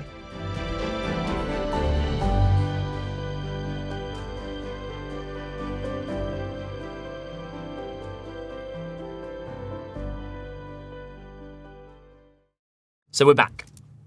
So, Kelnis, you've just seen this great monster, this creature, this thing form in the small tower where you are. And that is its turn. And it, you can see the Ossian who's just summoned it, looks at it and says, "Do it! Do it!" And it's going to grab and make a slam attack at you. I'm still holding the Ossian guy as well. Absolutely, but you can target a single person, and Okay. technically you're He's not. going with me. Technically you're not. Technically he's not, because technically you're neither restraining nor grappling him because okay. you failed the attack. Okay. Misses with the first slam. The second is a 21 to hit. That is 15 bludgeoning damage. Slams into you. At this point, everyone, the four of you that are left in there, along with Petra and Callio, all your heads snap towards this unmistakable sound of something smashing hard into something else. My head's And back out the door. Petra and Callio, their heads snap first, and Petra goes, "What is he doing in there?" Can everybody roll initiative who hasn't so far, please?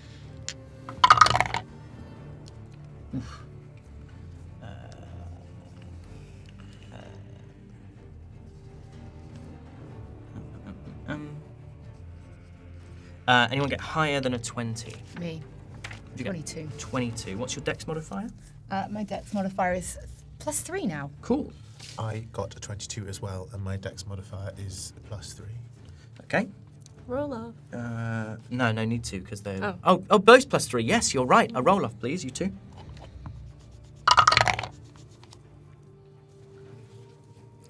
The wizard's gonna die first.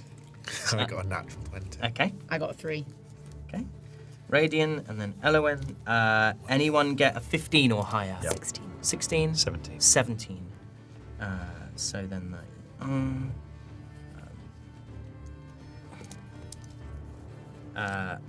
and what's your dex modifier, please, Dolly? My dex modifier is And Kelnis, what's your dex modifier? it's +3. Dex +3. Okay, can you two do a roll off as well, please? So roll again. 3. 15. Great. Radian, that is your turn. You see that Callio and Petra are looking confused. They're not doing anything. They look concerned and they're looking towards the door. Kel, do you think you shut the door or do you think you left it open? I think I left it open. Okay, so you can see like the same thing that Kel could see through there. You can see like moonlight, and then you can see sort of shadows, and you can hear noise in there. Yeah. I just want to say to the guys, whoa, whoa, whoa, whoa! What's your friend doing to our friend in there? And I'd like to say to them, go in and get them, would you? Okay. Roll me a persuasion check. 13. I'm going to have them both roll insight. They both pass, actually. It's a 12 plus 1 and an 18 plus 1. And it's not that they actively disagree with you. It's just that they sort of look at you and they seem confused. They seem like they don't know what's going on. And Petra says, what has he done in there? And Callio then looks around. He's like, you fighting in there? And they're just sort of stood there. They're in stasis, they're not really doing anything. Elowen, that's your turn. I'm going to make a beeline for the room. Okay, so you get into the room and you see Kel, who's sort of stood next to Ossian, this fighter. Sorry, this sort of wizard creature fella. Human. Human is the word I was looking for. And he is this great earth elemental has just like slammed his fists into Kel. And you can see that as the last fist comes down, like Kel has taken a little damage from it. But that's the scene that you're greeted with. This human wizard staring up at this earth elemental which has just attacked Kel. You can tell. If I can tell that, Mhm. then I'm going after this wizard. Okay. Yeah. Make an attack on the wizard. So that was a 19 before I even add anything to Yeah, it. that hits him, you know. Yep, so that will be my short sword, which is a D6. Mhm. So D6, it's only a 1 plus 6, so it hits for 7. Okay. Oh, and also that crits. Sorry, a 19 is a crit. It does, so roll the damage die twice and add the modifier once. 6 plus 6, 12, so I hit for 13 then. Okay, 13. Slashy. Okay. And I'm gonna go again. Is this with your dagger now, or are you gonna? No, because I Oh, get of course, 2 you get attacks. 2 attacks. But after a critical, no, I can move with a critical hit. But that is only a 3. So that one. That only a 3. How can it be a 3? You I got rolled a plus- 3 plus a 9. Oh wait, no, it'd be a 12. That just hit. Oh yeah. This guy's just wearing like He's a robes. wizard. Oh yeah, he's he's a wizard. Sorry, wizard man. So that hits for 8, You're Okay. welcome. and then I'll use my yeah, dagger. please. So that is an 8 plus a 9. So that is 17 hits. 17. So that is a D4 plus 6. which is a 4 + 6 for a hit for 10. Okay, see. At least doing some damage. Oh my god. Yeah. Turned him into Like, what are you doing? What are you? And you're like hacking into him with a sword, like stabbing into him with a dagger. This earth elemental just looks slightly bemused and confused, but can only act after his turn, and that's not come yet. Yep. Callio. I'm going to have Callio roll a perception check and rolled a 3. Callio does not consider, Callio hasn't seen anything, and I'm going to say charmed effectively increases the DC in this case. I'm going to say for him to figure out what the hell's going on, and he hasn't figured out what's going on. And he goes, "You all right in there, are you?" And you can hear, the wizard who you're fighting, Ostian, is going like, "No, I'm not all right. You need to get in here now." And he's going to. I'm gonna have him roll a wisdom save, not to break charm, just to kind of figure out what the hell's going on. I don't think that's going to do it. That's a 12.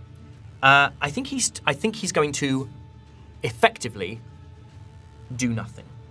That is your turn. I guess I have to roll a d10 for my boots of speed. Yes. That's 9. 9. I think you'll be 9 fine. turns. 9 rounds. Still a quick boy. How far away am I from them? You are in the next room, so we'll say that these rooms away from the sort of everyone was in the central area of this long, narrow room. I say Kel went 30 feet to the left, so you've probably gone 30 feet to the right. Okay.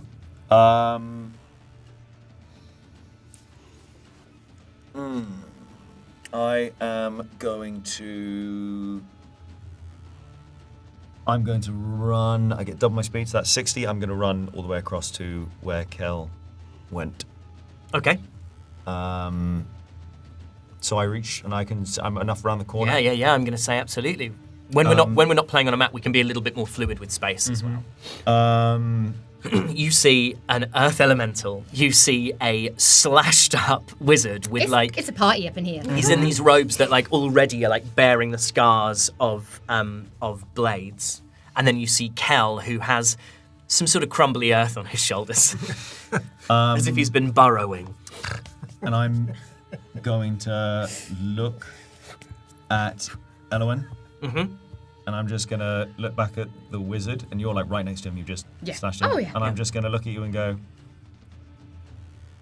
I'm just going to... And I'm just going to, just very sort of casually, just kind of looking at the wizard, and Elowen go... Just fire. Yeah, and make an attack with the crossbow. Like cold. Oh, God. You better not Vegas slot machine me now. This This happens a lot. Yeah. Is a 14. A 14 hits this wizard. He never had a chance to get his mage armor up. He's absolutely screwed. Exactly how I like my mages. Squishy. Yeah, squishy. Okay, so I'm going to do my 1d8 plus 5, which is, that's a 6 rolled on our beautiful nat 6. Oh! That's the web. I'm glad That's someone's the web using right them, there. because you're not even using 6 plus 5 is 11. 11. You're angry at me. Why am I- Then I'm going to use for my sneak attack. Yep, absolutely. I'm going to roll 3d6. Is it 3 now? Is this because It's you're level 3. 6? Has Yeah. it gone up at level That 6? was D8. What? This one that you just rolled? That's a D8. Wait, did I roll a d8? Yeah. Yeah, roll 1d8 plus 5. Yeah, Oh, that's okay, what I'm great, rolling. sorry. Yeah, Yeah, and then it's D6 for sneak attack. yeah, d6. Do you want sneak. some D6s or have you got plenty? Yeah, there we go. I've got one. I need one more. When the light hits it on the blue. Just saying. Look how pretty our dice are. Okay. Yeah, they're really nice. Our dice. That is 5 plus 4, so 9 plus a 3. Plus a 3. Yeah. So we're doing 9, 12. 12. You So just, that like, is pop with this guy at close 23 range. damage in total. 23 damage total. Boom. And then for my bonus attack, I'm going to try and hide in the shadows. Great. Absolutely. Roll a stealth check. Bonus action. That is a 23. This is almost the perfect situation in which to hide. It's dark, there's big creatures in the room, but also there is just debris everywhere. They have turned this place over, essentially looking for gold, and they haven't found any. So it is like a playground for you in terms of your ability. I don't know if you've ever watched those those tag championships. Yeah. It's essentially you're in one of those. So I slips perfectly into the shadows. That is Kelnis's turn. You've got this wizard, and then you've got the earth elemental in front of you. Yes. Where is Elowin in relation to me and the... So I would say, if you imagine yourself with your back to the wall, the door to your left, through which I has just run, directly in front of you is a great big earth elemental in the centre of the space. Sort of diagonally in front of you to the right is this wizard who you were trying to subdue, and then immediately in front of you to your left, almost as if the three of you are making a triangle with you at the back and those two in front of you, is Elowin. Does that make sense? We're pretty damn close. We're close, but she's not, like, directly in front of me. No, she's just off to the left. Okay. I'm going to, as a bonus action, cast Bark Skin on myself. Lovely, which, as per the new 2024 Player's Handbook, is a bonus action, doesn't require concentration, and buffs your AC to 18. Wow. It's broken. 17. Wow. 17. Oh yeah, it's not broken. It's fine then. It's totally fine. totally not Totally broken. manageable and won't stymie any of my plans. And then, Bear in mind, because you've now used a spell, I have. you can't do another spell Can't in do the another same spell, but I turn. can use my breath weapon. You can use your I'm just- breath I'm weapon. just mad at this dude now, and they're both there, and I'm going to breathe a cone of fire at the two of them, and carefully avoiding Elowin. Yeah, Thank absolutely. you. I'll say we can do that. And Is Obviously, it hits I for double damage. is Elowin near it?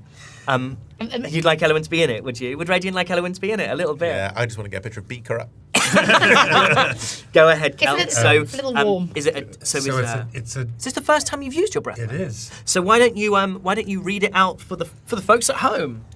Okay. It's one action. It's a dex save, 14. Okay. It does 3d6 damage to each being within the cone of fire. You can use your action to exhale destructive energy. Your draconic ancestry determines the size, shape, and damage type of the exhalation. When you use your breath weapon, each creature in the area of the exhalation must make a saving throw against fire in this case. The DC for this saving throw equals 8 plus your Constitution modifier. I don't need to read all that. The creature takes 2d6 damage on a failed save and half as much on a successful one. Great. So I will roll first for the Earth Elemental, who has a -1 to Dex. Rolled a 4. And then for Ossian, who does not have a -1 to Dex, but he rolled a 3. So both of them fail. They both take 3d6 damage. 3d6 damage. So You say so, baby. the golem takes. Well, they will both take the same thing. So how Oh. much you roll, the collective 15 takes it. damage. 15 damage. Okay. Kel, you breathe fire. And as this wizard has been struck first by Indelian, slashed with a sword and a dagger, I said it's kind of thrown these sort of, it's almost created tassels in his cloak. And then I slams a bolt into him. And this is all happening almost instantaneously. And as the bolt thuds into his chest, these tassels he moves backwards, and the tassels of his shredded garments sort of go up. And you breathe fire. He hits the end of these tassels and goes. He goes completely up in flames, gives a blood-curdling scream, and drops dead to the ground. I see you kept it quiet, Kelmus. The Earth Elemental takes this fire damage, turns its head towards you, almost smiles as if it was nothing, and then you see it looks to its master, its summoner, on fire, and as the summoner drops to the floor, he goes and just turns into earth, and like a shower of dry dirt rains down on the floor. I give a little cough. That is Dolly's turn. Oh man, so where's that wine, huh? Like, Not what's sure the we story should. with that? I'm genuinely concerned. I'm gonna look at the stocky one, the big Yeah, brown Petra. one, and be like, you know, it's such a nice night outside. What do you say? What do you say we go outside and drink that wine there? Why don't you go out and we'll join you in just a second? I'll help the other one find the wine. I'm gonna cast suggestion. Okay, cool. I love that there's just like behind all this, there's just this thump. Flashes of light. Essentially, it's a metaphor for high-level politics. Yeah. It's just a wine reception while dark deeds happen in back rooms. God, this is so salient. So noodly. It's a wisdom 15. Okay, wisdom 15. She has a +1. Oh. It's an 11 becomes a 12. Suggest. Yeah, why don't you? I mean, you said there was some wine around there. I mean, take a walk. We'll get some cups or whatever. I'll help. Sorry, what did you say your name was again? Petra, Ugh, sorry. don't yeah. worry, please. It has been a long day. Tell me about it. There is all kinds of drama happening. There are all kinds of dark deeds. Trust me, drama follows us wherever we go. I can imagine. It is often the same for our people, you know. Oh, I know. We still gotta hear what brought you guys here in the first place. Well, I will tell you outside. Okay.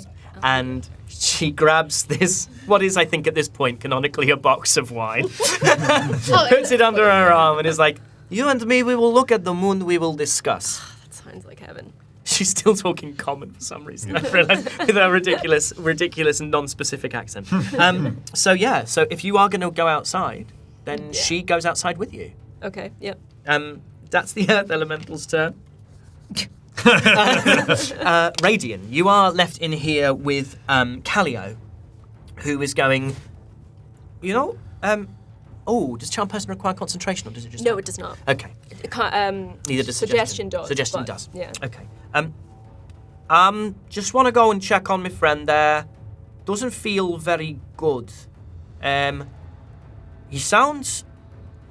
Ossian? You're right, kid, there? Ossian? He's alright, he's... You know what? I'd like to see for myself, and he's going to walk into that tower. Okay, yeah, let's do it because it's fun. I'm going to cast. No, I'm not going to do that.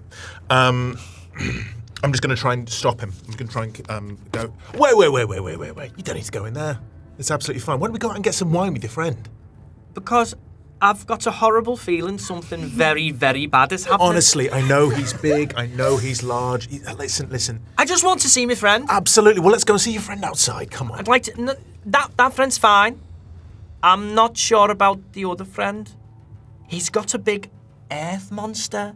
Maybe the earth monster's hurting your mate. I don't want blood on me hands. Listen, I know what's going on here. You came in, you made a bit of a ruckus, you turned the place upside down. Just looking for money is all, lad. How about you take a night off? Let's go see the stars outside. Roll me a persuasion check. Oh my god. It's not good. It's a 4. He puts his hand on his shoulder and says, I respect you, lad, but I don't agree with you. And friends can disagree, and just starts to walk into the thing. Do I still have a turn? You still have a turn, yeah, go on. Fuck it. I've tried. Going to cast. I have so many spellies. So many to spells cast. these Too many days. spells. Thank you, being a wizard.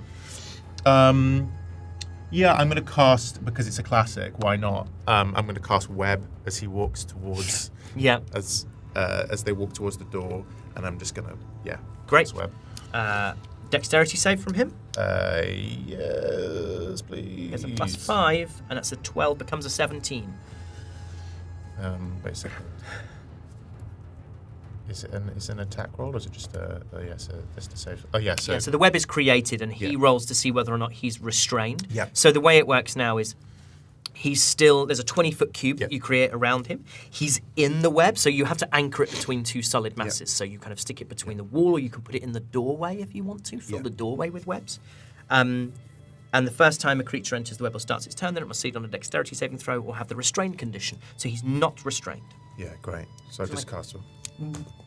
What are you doing, lad? I'm going to call that an attack, Yeah. and I'm going to say Charmed is now broken on him. Can I shout out that's an act? I think you've done. I think I've kind of let you Absolutely. split your action a little You have bit. very much. And Delian, that is your turn. You hear, I feel like web's been cast so many times. It's like It's an eye roll from me. that you've heard web being cast. You're aware dimly of what has happened out there, and you hear like a change in the tone of this tiefling. So I guess as I turn around to go leave the room, the door is now full of web. What?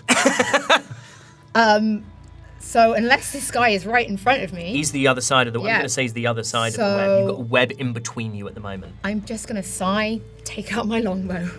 Try and shoot him through a web. Well, I'm stuck in this Sure. room now. Why it's the full of hell web. not? Why the hell not? Make an Why attack the with your hell longbow. That is a 24. That hits. This guy has a shield and a spear, and he has pulled his shield out after web, almost as if to like protect him from the webs themselves.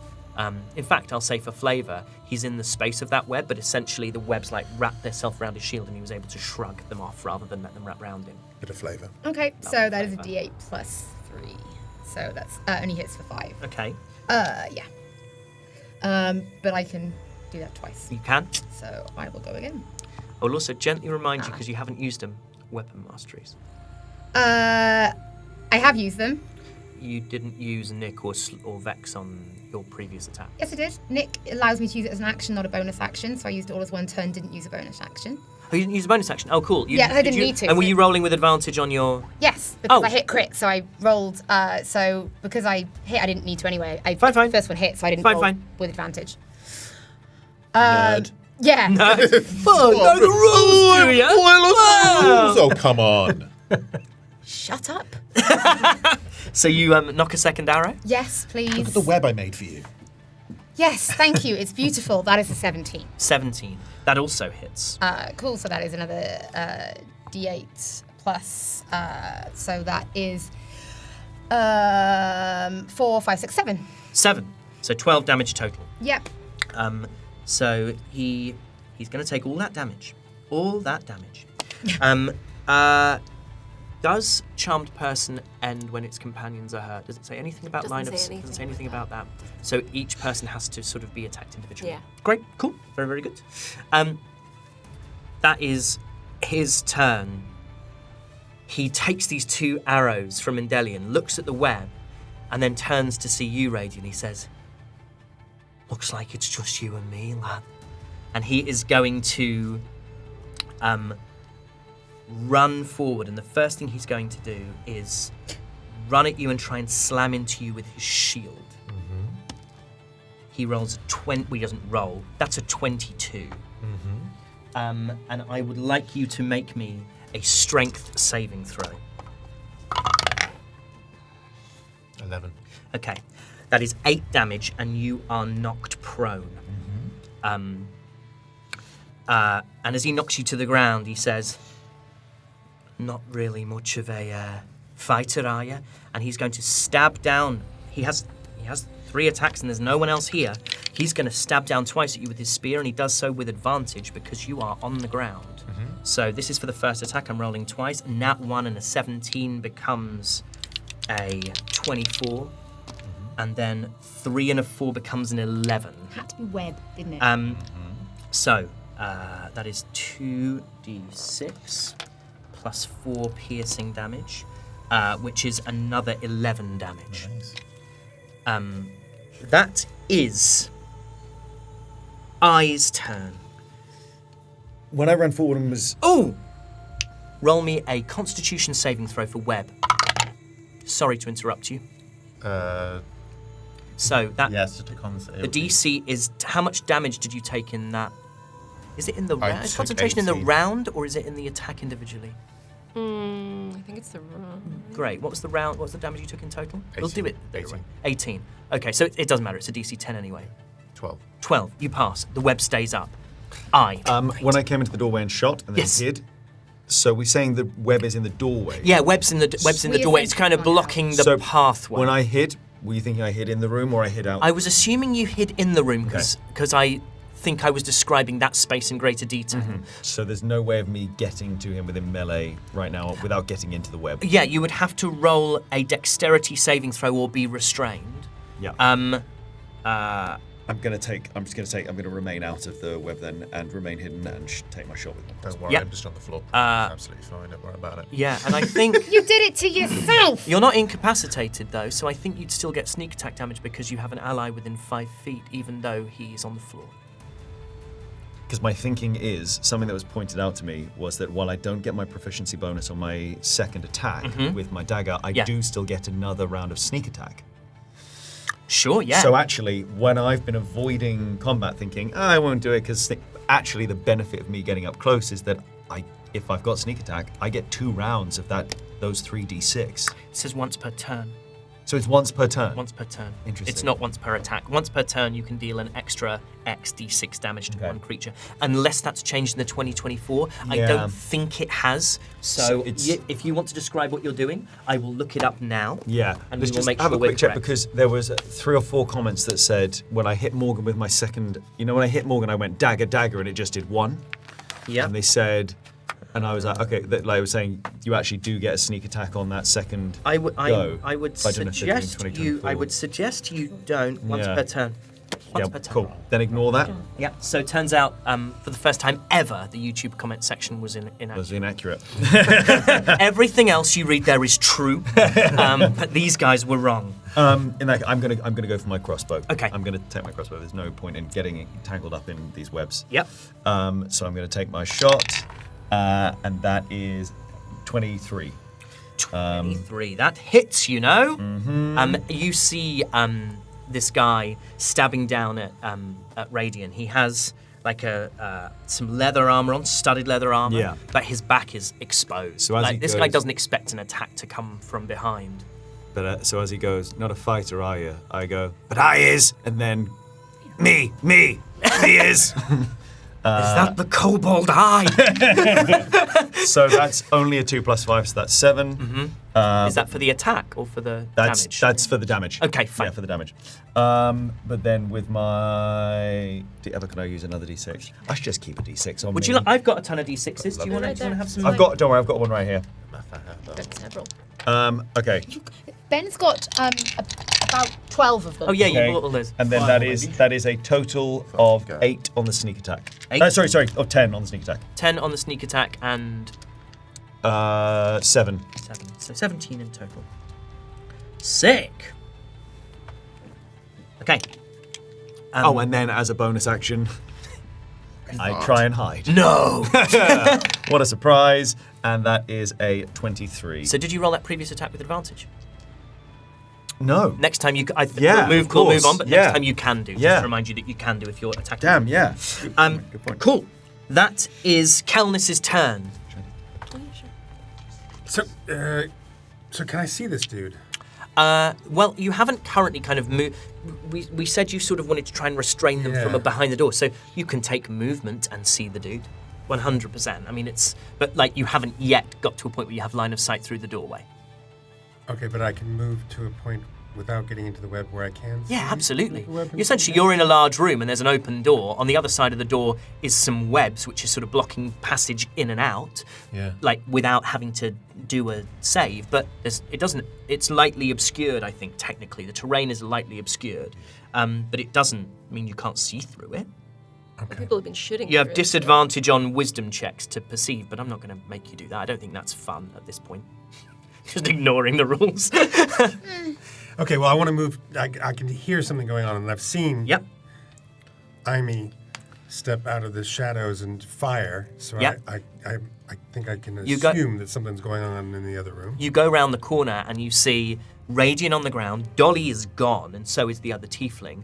But you see this guy trying to like pull a crossbow bolt out of his own back. It's a little bit like a dog trying to bite its own tail. And Radiant is on the floor. Okay, is he within 5 feet of Radiant? Yes.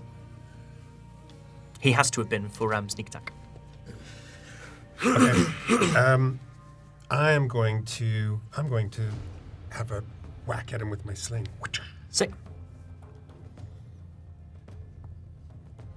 Cool. 21. Hits. And it's 1d4 plus 3. It's so hard to pick up. I know they're Almost impossible to pick impossible. up. I know. 4 damage. Okay, so that's 4 damage. And as he's trying to like pull this bolt out of his back, like it doesn't. I mean, it's not going to kill him, but it catches him like right under there, and like that really sort of soft bit. You're like, ah! Like, clearly, it's annoying, and it also does him some damage. Anything else you want to do, Cal? I think that's all I can do. Cool. He's a weapon of war. He's a maverick. Dolly de Winter, you are outside with Petra. We're having a lovely time drinking some wine. I think we're just like, Shooting the shit. So like, what's your plan? Where are you going after this? Well, we don't know. We don't know what Iago will want us to do, but he needs to make some money. He said, world is changing. There is opportunity if to make money. Who's Iago? A friend of yours? He's leader. Sure. Where's he at? That I don't know. We drift around. Often he is in Yannick. Take a room at Yannick?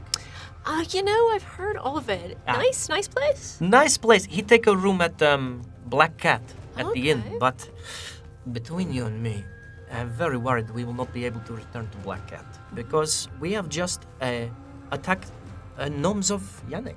You do not shit where you eat. Well, this is true. Black Cat is it a nice place? Is it all right? It is not bad. It is. We're good gonna pass through that way. Yeah, you could do worse than Black Cat.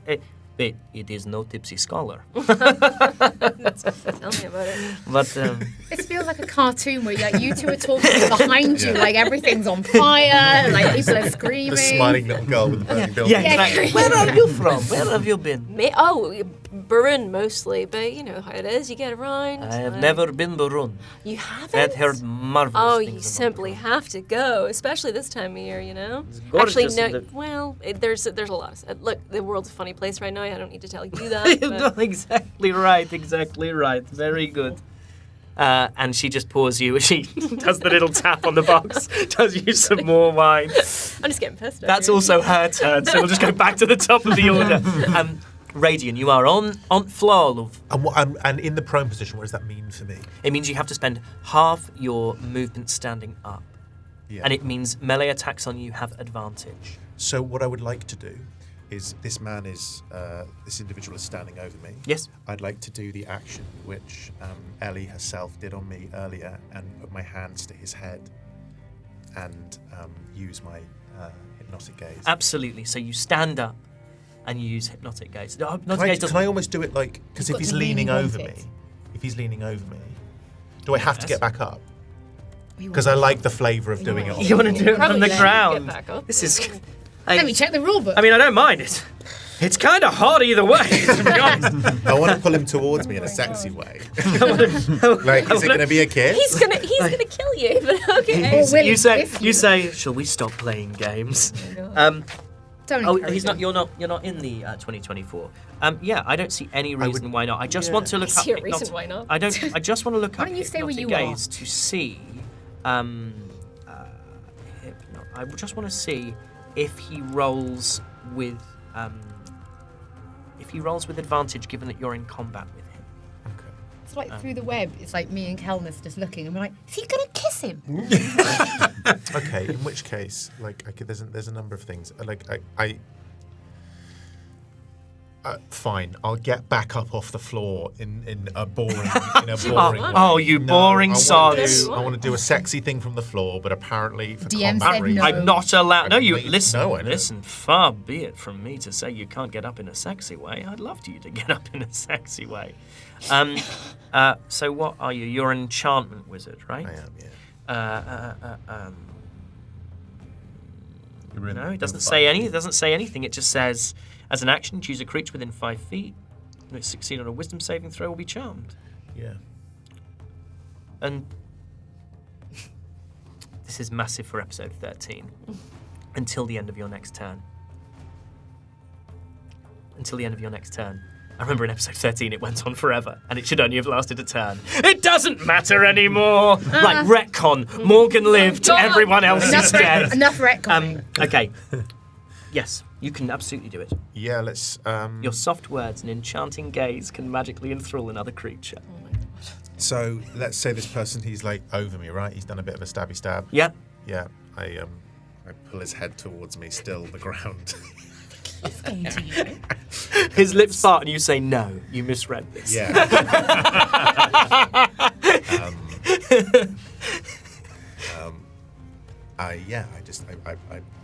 I pull him towards me, and I say, "This is exactly what I wanted to happen."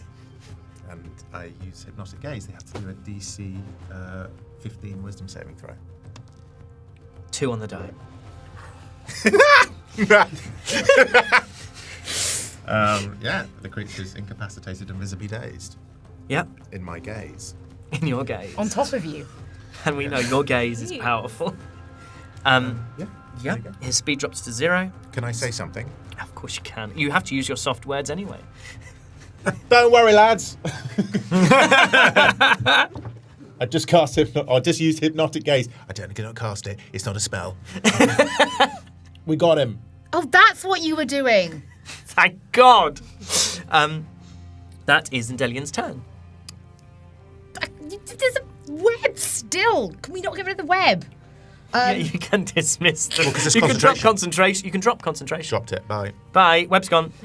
Oh my God. I guess while this guy is, hopefully I can make it that far, but I guess I'm going to try and ram a sword through him. Oh, okay, cool. Absolutely. He is incapacitated. You can't take actions. Concentration's broken. You can't speak. That's it. Okay, so you can ram a sword through. And I do. That is a 21. Hits. And that is a 9. Yep, 9 damage. Yep. And then I'm going to do it again. Yep. No, I'm not, because it's an one. This is where you can roll with advantage, right? Because of the vex property of your short sword. This is what I mean. Yes, this is where I could. Well, she's effectively stabbing a potato as well. Yeah, pretty much. I am effective, but that actually does still miss, because that is only a 12. Misses, yeah, absolutely. But then I can use my dagger. Yep. Which is that is a 7 plus a 9, so that is an 18. No, it's 7 not. plus It's, 9 is a yeah, 16. 16, sorry. Just hits. That is a D4 plus 6, so that is hits for 10. 10, so that's 19 damage total. Amazing, wonderful. It makes me so happy. It makes me happy. It makes gets- me feel good. Stop. And as this is happening, he's incapacitated and can't speak. He's just looking at you. He's just looking at you and going, as he's getting stabbed. That is his turn. He can't do anything. His speed is 0. He's incapacitated. He's charmed. That is Ai's turn. The web is down. So I is going to walk on Just over. walk over. And walk over, look at him, and look at Radiant, and then just pull out his daggers and go. So make an attack. Are you going to attack? Are you going to attack twice? I'm going to use it and then bonus. Yeah. Great. And I get advantage because it's a sneak attack because I've got an ally within 5 feet. Is that no? No, I don't get- it was you only don't get 'cause- advantage. yeah. You can use sneak attack because you have an ally in 5 Yeah. feet, despite the fact you technically don't have advantage. Yeah. So you need ally in 5 feet and not incapacitated or advantage. on Well, that. it's 17. 17 hits. Yep. So I'm going to do my first, which is a 1d4 plus. God, damn 1d4. 1d4 plus 5. So that is a 1. So it's a 6. And then another 1d4 plus 5. Are these Grenweird daggers? No. No, No. I never gave you Grenweird dagger. No. Sorry, that was part of my plan if a Grenweird had died. Carry on. You've got to have a contingency. That was a 6, and then a 4 plus a 5. Yep, is a 9. Is a 9. And then I get my 3d6 for my sneak attack. Oh, 4 plus a 5. So did you just add your proficiency bonus? Oh, to I it? did add a proficiency. No, it was just Yeah. a 4. Sorry, it's just Okay, 4. It's no 4. proficiency. Great. Sorry, wasn't thinking. Don't worry. So then my sneak attack damage is 5, 6, 7, 8, 9. You know. Okay, so that's another 19. This guy's almost dead. So, yeah, He's just- so nearly dead. I just walk up and I look at you, I look at him, I just go, and then I look back at you and I go, Did he open his mouth? And he's going, like nothing's flies. happening to him, but like little bits of the eyes are getting wider and wider. Drool be going onto my face. and then How far away did I use my full 30 to walk? You've or got is it- 60. You've got You're your. gonna hide Oh, again. I've got, Yeah. I can't hide because I've not got a bonus, but what I am going to do is I'm just going to just walk away. Like, back to where I Cool was. guys don't look at explosion style. Like, Amazing. I'll go get a glass of wine. Kelnis, that's your turn. You know what to do. Hit him with the sling. To be fair, you Shillelagh! probably should. Shillelagh! Yeah, I think I have to cast Shillelagh Yay! on my quarterstaff Yeah. as a bonus action, and then I'm gonna whomp this guy across the back of his head. Make an attack, baby. Yeah. 15. Misses. you as you go to swing, Get caught in a chandelier. you get caught in perfect. You know what? I was going to say something about him ducking, but there is like, I can't stress enough. This place is just every time someone's had an idea, they've added it to the design of the building. And as you go up to do it, you hit like a cuckoo clock, like a sort of, which like with the story of the 9 virtuous, and like everyone starts kind of going, reliquia. Like there's all these different things. Yeah. It's like that little Duloc thing from Shrek. Yeah. Exactly that. Welcome to Reliquia, such a perfect crater. So I'm afraid you miss. That is Dolly's turn. Do you worry about noise? I mean, not really. These guys, we've been traveling together for a while now, and you learn to deal with the chaos. Letting off a little steam, am I right? There's always time for it, right? Dear me. It was ever thus. Yeah, that's it. But yeah, so tell me about yourself. Like, what do you? Where you come from anyway? Was born in Vale. Okay. Wanted to be a poet. No. I did. I wanted to be a poet.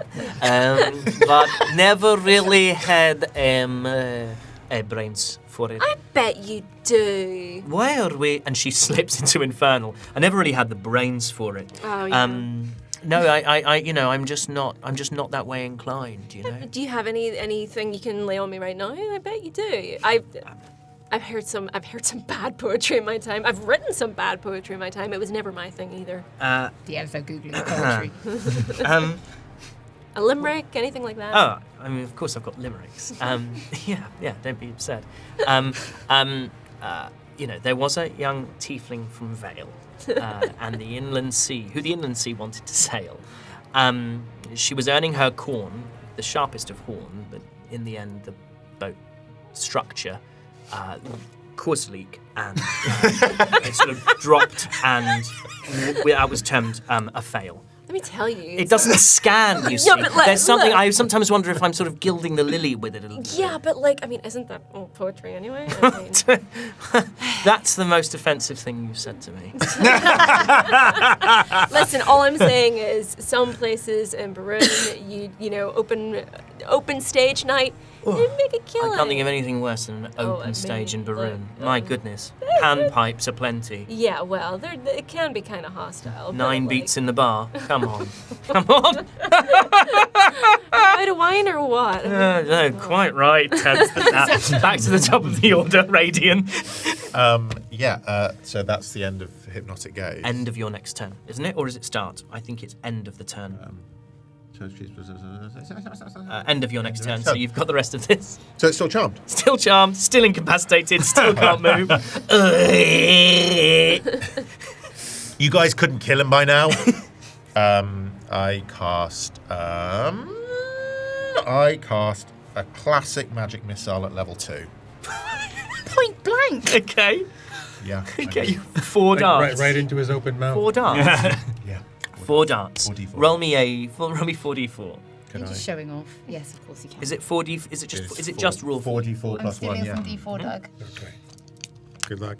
I got him. Yeah. I'm stealing. Got him. I'm stealing. I'm stealing. Hook him with the comics. Yeah. Fantastic.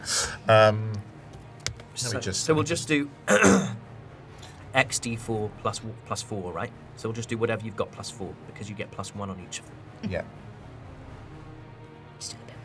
Just doing a bit of math. Play some, a little jingle right Please.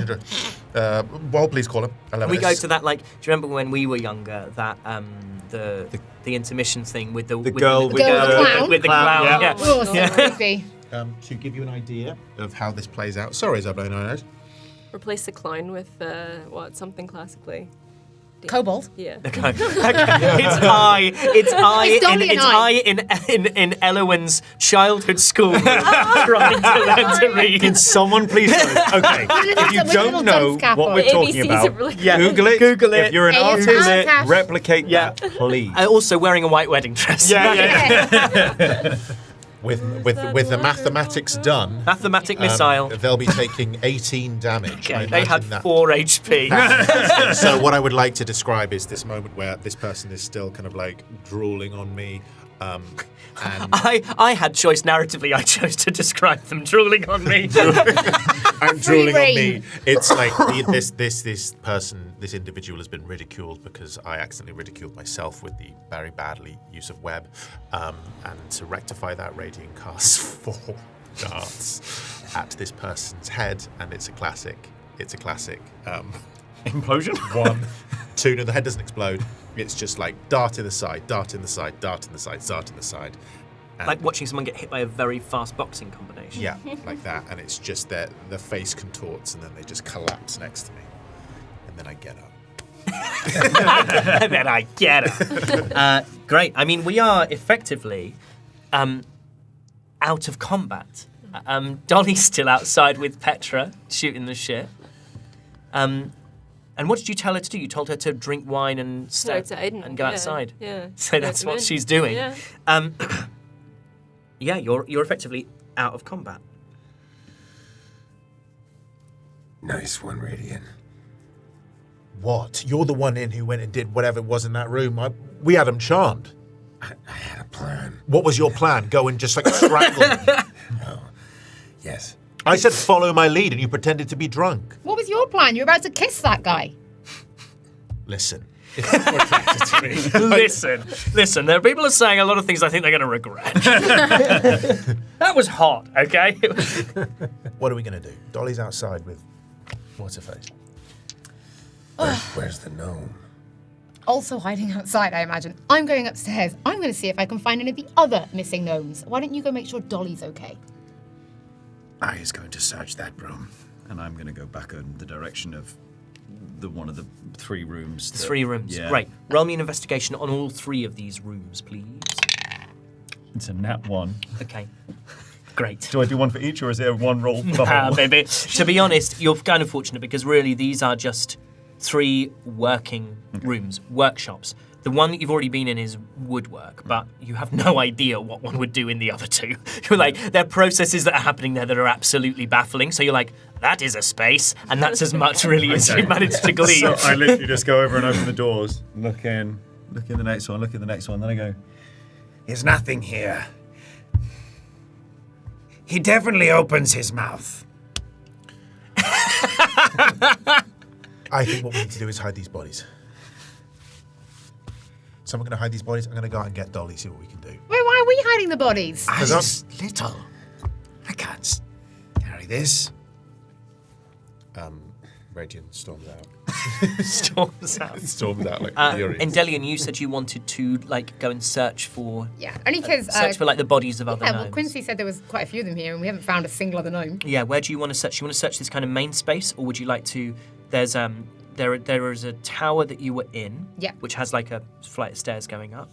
There's another room beyond that you saw from the outside, like a single-story room connected to these 2 towers, and there's the other tower, and then there's a whole mezzanine floor. Like, where do you want to? I guess... You can either do, I'll say, everything on this left-hand side, or you can go up to the mezzanine. I'll go... Because where did you go? Up to the mezzanine?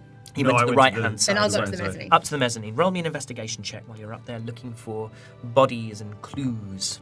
13. 13. You don't find any bodies here. No one seems to have been killed. There aren't signs of struggle. Roll me an Arcana check. Oh, I'm famously good with magic. Yeah, 2. 2. You don't know what's caused all this chaos up here and in this place in general, but it very much seems to be the case that it was people looking for things rather than trying to kill. What you do find is you find a lever on the wall on the mezzanine floor. No? Don't care. Okay. Before my we head vibe. outside, Kelnis, is there anything you want to do while you're in here? Well, I think I'd want to look for the gnomes as well, because that's who we came to save. Would you like to search this main area, or would you like to do all the both towers and the room on the left-hand side? All of it. You can pick one. I'm allowing you to do 3 rooms in 6 seconds. Cool. So what was the choice? The main area, that kind of main vaulted ceiling space that you're in at the moment, like where Ossian appeared from the back, you haven't been back there, or there's the tower that you were in, the outbuilding next to it, and the other tower. You can do those 3, which are the left flank, or you can do the main space. Do those 3. Okay, roll me an investigation check. Have a go.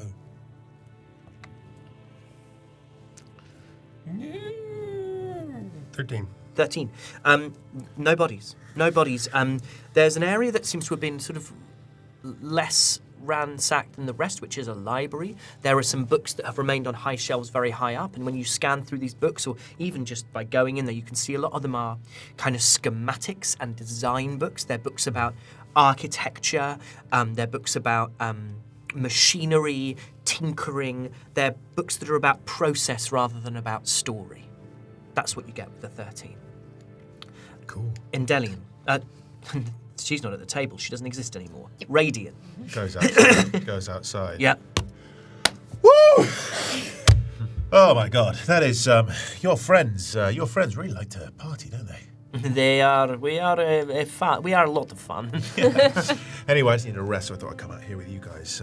Yeah, sit down. We're just chatting. We are, and then she says it almost against it. We are drinking wine and looking at the moon and talking. Can I just say something as well? It is so unusual. It's so much fun to meet someone and just have a kind of rapport, just like this right now. It's Straight really away. nice. No effort made. Right? As if we have been friends for years. or friendly acquaintances for years. Yeah, that's the exact phrase I'd use. Friendly Friendly acquaintances. I regard you as a friendly acquaintance. Oh, I know you do. Absolutely. Funny, isn't it? Yeah, well, we just had a bit of a session in there with your friends, and believe me, they don't take their alcohol well. There's something now? They're very much sleeping. fantastic. They're That's passed out fantastic. already. Yeah. Galileo is always saying, I am big drinker, but the Petra knows. I know, but I mean, what do we do now? Yeah, I don't really know. I don't know either. What do you want to We are drinking and looking at the moon.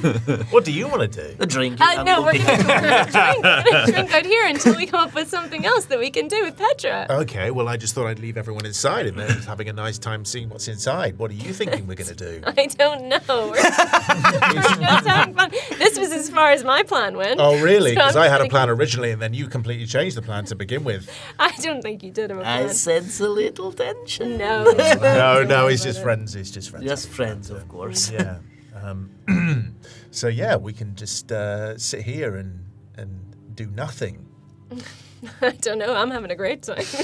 Pour ourselves some more wine. Back in there, I and Elowen and Kelnis, is there anything that you guys would like to be doing? So there's the tower. The towers have been checked. Those rooms on the right, the you rooms, believe you've yeah. checked.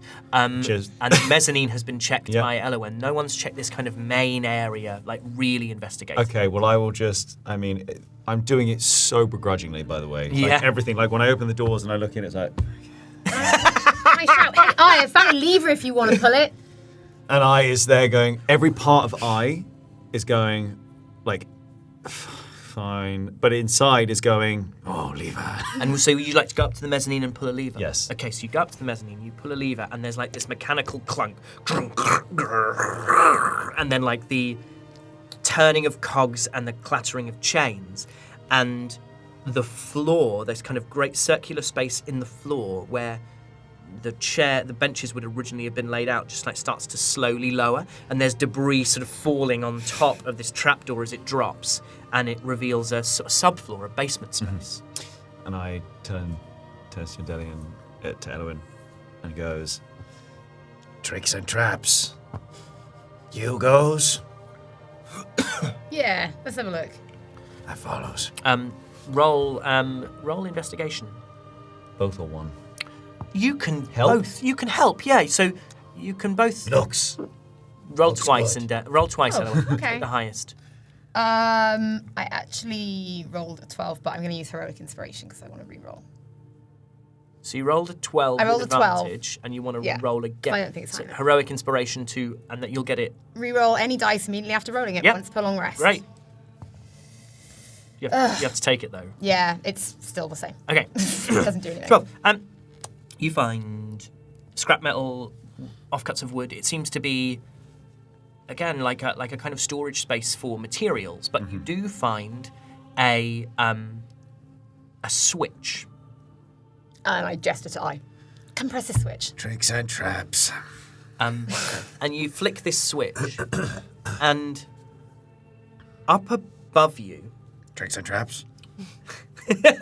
up above you stood essentially where the floor would be if the floor was there. You see these beams of light sort of coalesce, and the figure of a gnome appears, a sort of spectral gnome. And he wears floor-length dark blue robes. And he has a leather apron over the top of it, which is covered in scorch marks and little tears. You're kind of looking up into the sides of him, and you can make out that, again, a little bit like Quincy. Fastened to the straps of his apron are monocles, his goggles, his eyepieces. His hair is long, black. It's tied back in a ponytail, and a few strands are falling down over this sort of heart-shaped face. He has a trimmed beard, which is greying in patches, and has little areas that are kind of balded, as if his face has been scarred by sparks. And Kel, I would say you're kind of back in the room to see this appear as well. I feel like you're kind of all making your way through. The three of you roll religion checks, please. With advantage, in fact. This is not a tricky one. Elowen? 18. 18. Kelnis? 19. 19? 18. 18. This is Ristrin. This is a projection of the virtuous, of the god of gnomes. And around his forehead, he's got these hazel eyes staring into the middle distance, and around his forehead there are these crackles of golden arcane energy that they're like spinning and twisting, orbiting him like the rings of Saturn, but making this crown.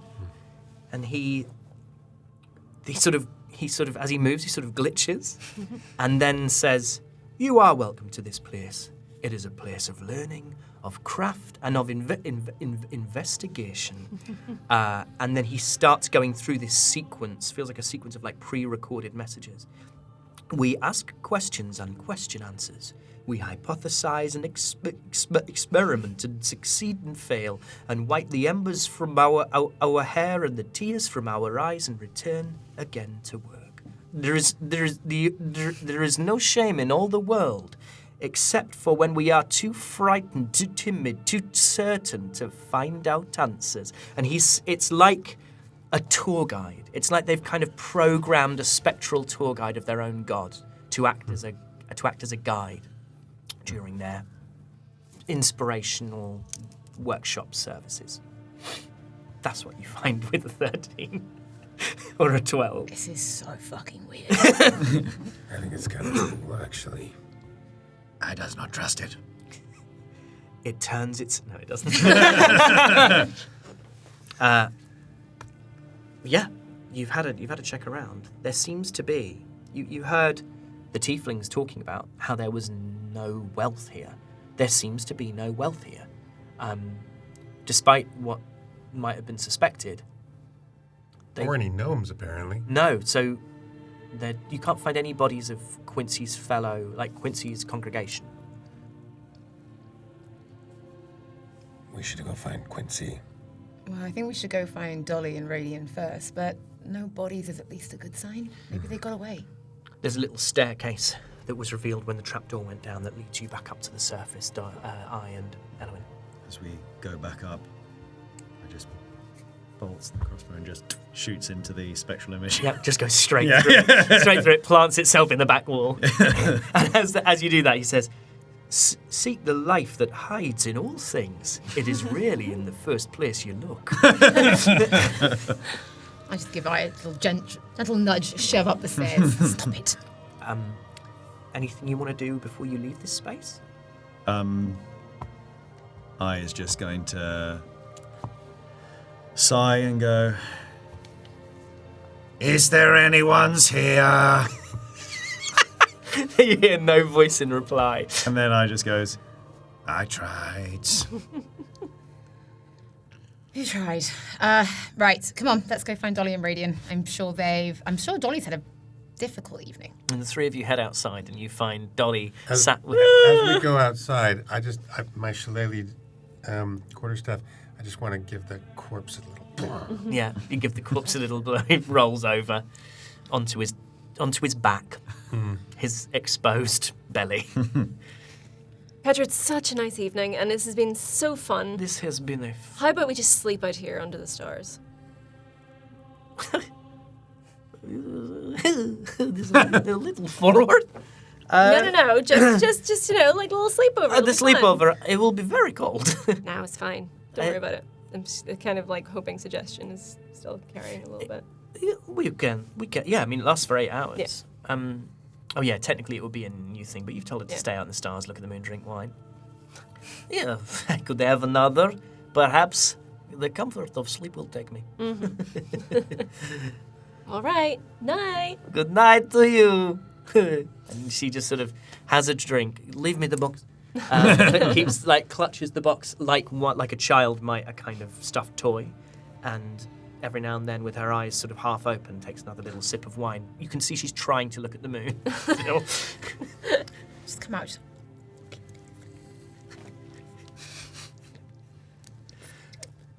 I'm just gonna motion for them to move away from earshot. I'm gonna kill someone in cold blood. I've been drinking with them. We killed 2 other people in cold blood. Yeah, go ahead. I'm not gonna do it. Why are you two whispering?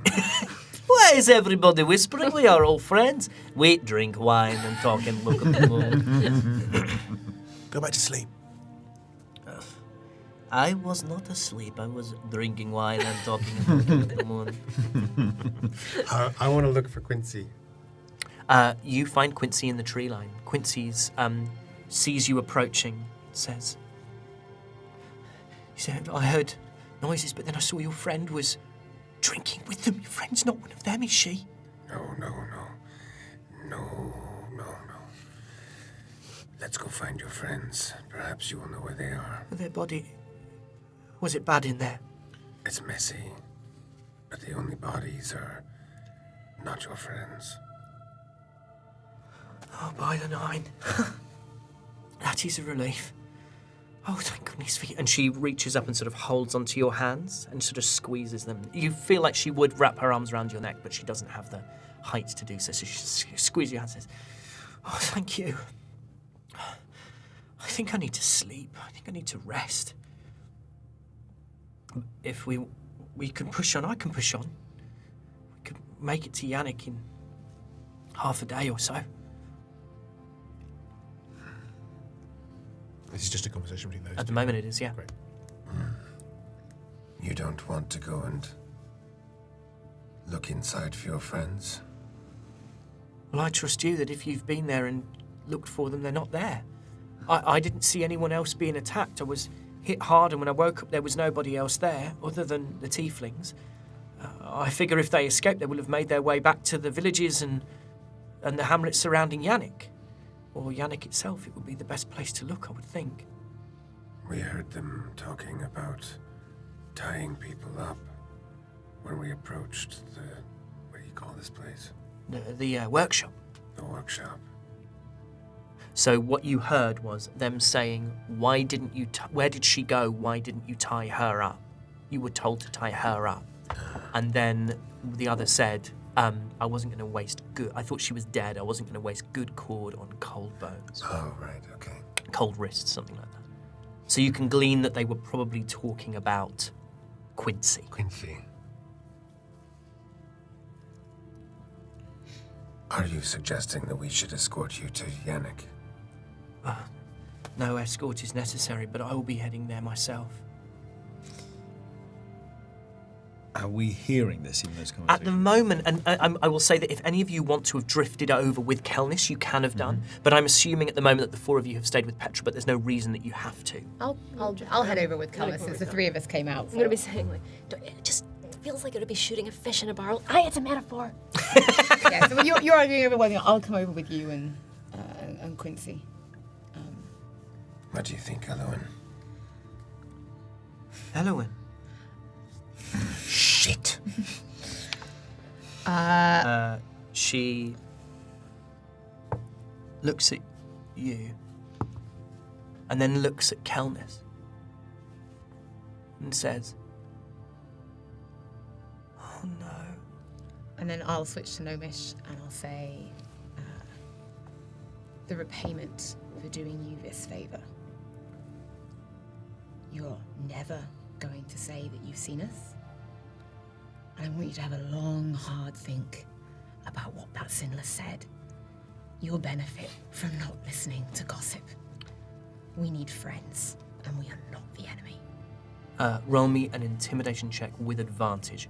She has potentially believes you to be killers of gods. So I think intimidation would be easier. 19. It's a 19. You did what I asked. This is payment enough. And then she looks up at you, Kelnis, and she's still been holding your hands, and she drops your hands. She looks at them, these scaly hands that you have still upturned, that she was holding on to, and she says, "Are these the hands that killed my god?" We didn't kill any gods. I have killed no gods. But why would the sinless say so if it were not true? Because the sinless wants to be a god. I walks forward and draws from his pouch the scroll from Barabask. The scroll! Scroll from I Barabbas. draw the scroll of Barabask. And for those who don't remember what was said, I'll read it very quick. Jasmine, the virtuous are dead. We know not how. The enemy surely begins to move against us. Those that bring you this message are all that know the truth of the matter. For the hope of Reliquia and for the preservation of order and light in the face of the darkness that may follow, they must be silenced. Do it at once and with the minimum of pain. They are blameless but cannot live to speak. In this matter I have acted alone and in secret even from the Antiqua. Say nothing, even to those you trust. Aetria itself has fallen to blight. Our magic worthless as this blight spreads, the mountain cannot fall. Instruct the others to prepare all spells to preserve it. They must be discreet. There must be no panic, no rumour. The Antiqua shall soon descend. The benediction will continue. The lessons shall be taught. The ceremonies undertaken. The people will rejoice with nothing to fear. You have served me honourably all your life. I ask this terrible task of you as I believe you to be true. Prove me right. Prove yourself to possess both the beauty and the ferocity of the once wild. We weep for the loss of these poor souls with one heart. We shall mourn them as our goddess would with songs and sweet words. Be swift, Barabbas. I trust I don't need to point out all the ways in which that letter contradicts what he just said in that message. Roll me persuasion with advantage. What did you roll? 2 and a 19, which becomes a 29. 29. Her hands shake as she reads this. She's essentially a priestess. She's a follower of gods. And she looks at the five of you and says, "Lies from an Antiqua. Whole world is upside down." How could we kill that many gods? And Antiqua. And Antiqua. People need to know this. They will eventually. She looks at you, You've handed this to her. Have you ever touched something at the same time as a no? No. Your hands are the same size. Were hers scaly, she'd almost be in proportion with you. Roll me an insight check. 6. You can't read, like nothing profound strikes you in the moment, but your eyes go from the letter up to her, and you realise that her eyes have been waiting for yours. She says, You've done a great thing. And then all of you, you've all done a great thing. And back to you, Thank you. of just takes it back, Yeah. rolls it up, and goes, We has given you this. We has given you this. gesturing back at. I swings round the crossbow that was given to me and goes, What can you do with this? And that's where we'll end our session. That was fun! Yeah. Cool, that was episode 15 Yes. of 15. Natural 6. I get to, right, I can press more music. I'm going to put the glow music on just to screw everyone up. Thank you so much for joining us. We will be back next week with our action surge, where we will discuss. We will break down. We will have breakdowns, and we will have chats. Nothing says D&D like a mentee bee. Nothing says D&D like a mentee bee. And if you can't wait for a whole week, well, then I guess you can just go over to our Patreon, patreon.com/natural6, and you can get that content right now. Thank you to everyone who's already joined our Patreon. If there's any way that if you don't fancy Patreon's not your thing, give us a review wherever you're getting your podcast from. Give us a like on YouTube, and that's a great way of supporting us. Yes, also let's talk about our new show, Serving Cantrip. Yes. Serving Cantrip. Which you can catch every other Thursday on the same week that We do this. we do this. So if you're watching this on a Tuesday, then on the Tuesday that it comes out, then 2 days later we will be on Twitch. Yes. And it's going to be just like a really messy, freeform bit of nonsense. We do best. Yeah, we've decided it'll have some form of structure so that we can ignore it and make ourselves feel better. But essentially, it'll just be over an hour of us just live on Twitch doing what we do best, which is being oddly chaotic. Yeah. Looking forward to it. Yeah. Thank you so much for joining us. Thank you for going on this journey, this adventure with us. Thank you for your support. And until next time, we will see you soon for more adventures in the world of Reliquie. Bye, everybody. D&D, bye. Yay!